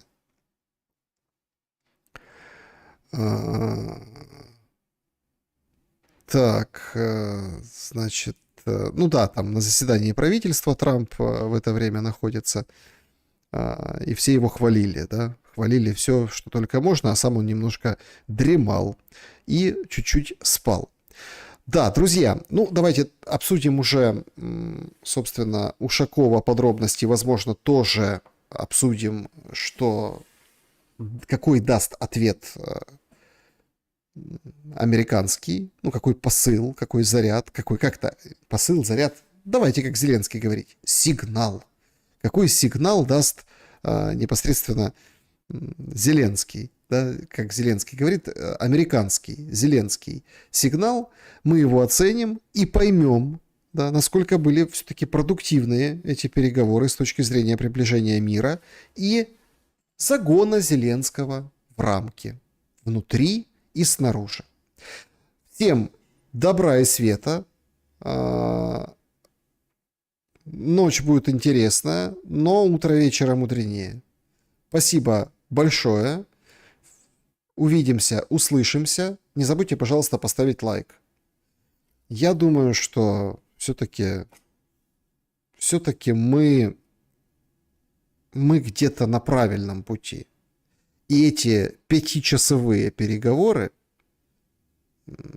должны быть. Вот именно должны быть 5-часовыми переговорами.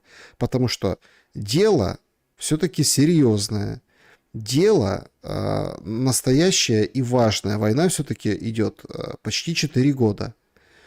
Там чуть-чуть еще, помните, говорили, что Зеленский скоро будет. Ему надо переплюнуть Великую Отечественную войну. Мол, смотрите, Великая Отечественная война дольше, а вот мы вот дольше продержались. Ну, что-то в этом духе. Поэтому мне кажется, что других и не могло быть. Посекунчики на ужин, кулебяка и филе оленя, я думаю, сделали свое дело, и нас ждет определенный прогресс. Значит, да, начал Ушаков, делает заявление по поводу переговоров вот прямо сейчас, поэтому, знаете, как не успел, собственно, сбежать я из шума и из эфира. Заявление очень важное, очень интересное. Мне кажется, что, в общем, я думаю, что мы поймем очень скоро всю тональность. Значит, очень долго ждал Зеленский непосредственно. Все... Тут куча мемов, конечно, по поводу, скажем так, длительности этих переговоров. Действительно, 5 часов, значит, по Москве уже скоро час ночи. И вот здесь, да, в Киеве, там, ну, в Киеве скоро 12 ночи. И все вот ждут, там, ну, давайте уже, не томите, о чем договорились. Но Ушаков ничего, как бы, прорывного не скажет.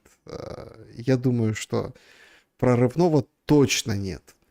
Интересно, конечно, выглядит ситуация, ну, с тем, что Дмитрук говорил, Артем Дмитрук, о том, что до конца этой недели Зеленскому приказано уйти, но он, может, не уйдет, а ждет какие-то сигналы, да, ну, какие-то своеобразные сигналы, и может поэтому уходить очень и очень долго. Ну, опять-таки, да, то есть это все может быть такие своеобразные элементы гадания, тем более, что сам Дмитрук предупреждает прежде всего о том, что, помните, он говорил, что будет последняя мобилизация, за мобилизацию депутаты не проголосуют, а в мае месяце. Она оказалась далеко не последней, и еще, собственно, дважды ее проголосовали. Действительно, всех такое ощущение, как будто Новый год какой-то, да, вот все как-то в растерянности, ждут каких-то новостей, ждут каких-то позитивных сообщений, и я думаю, что вот мы все-таки дождемся, но немножко позже. Значит, конечно, Ушаков ничего не сможет сказать как бы впоперек, он скажет, что все было хорошо, что ничего, собственно, в процессе будем достигать дальнейших договоренностей. Все будет плюс-минус в рамках рабочих встреч. Планы прорабатываются, о деталях расскажут позже. Ну, по крайней мере, мне кажется, что именно поэтому... Хотя вот тоже сигнал такой специфический, нет особых там таких прямых трансляций этого выхода Ушакова, потому что, может быть, все как раз-таки еще не решено. Ну, по крайней мере, до конца. Поэтому вот такая вот история. Друзья, всем большое спасибо за то, что следили за этой очень важной ночью, очень важным днем переговоров. Я думаю, что все следили. Да? И Ермак в отставке следил, а Зеленский как следил. То, что сейчас точно карт-бланш на стороне России, да, это вот видно. Да? Как уже будут пытаться... как уже будут пытаться стараться Зеленского укатывать, это уже детали, это уже техника. Главное другое. Главное то, что процесс должен быть сдвинут с мертвой точки. С мертвой точки переговоров. И если эти пункты хотя бы частично будут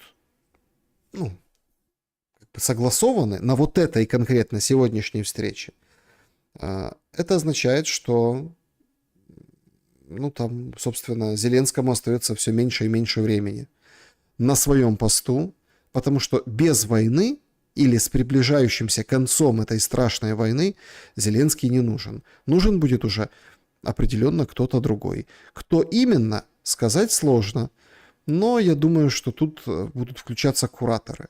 И я хочу свою позицию поделиться с вами, своей позицией. Значит, мне кажется, что все равно, чьи кураторы, новые британские, американские, абсолютно все равно. Главное, это, мне кажется, кто-то другой. Потому что у нового человека будет новый задел. Не верьте в скепсис тех людей, которые считают, что, ну, мол, какая разница, да, там придет кто-то и будет воевать по новой. Уже по новой так и воевать никто не будет, потому что не сможет. Нет ресурсов, нет сил, нет таких возможностей. Я считаю, что война догорает. И вот это яркие вспышки на этом костре, вот такие переговоры, пускай они будут вот такие, чем на поле боя, чем по городам, чем по энергообъектам и по, скажем так, по нервам, по психике. Ведь очень многие дома сидят и ждут своих мужей, там, детей с фронта, с передовой. Вы представляете, как у них щемит? Как они ждут ответа? Договорились или не договорились? Продуктивно или непродуктивно? И интересно, продуктивно все-таки для кого? Всем добра и света. Увидимся обязательно. До скорого.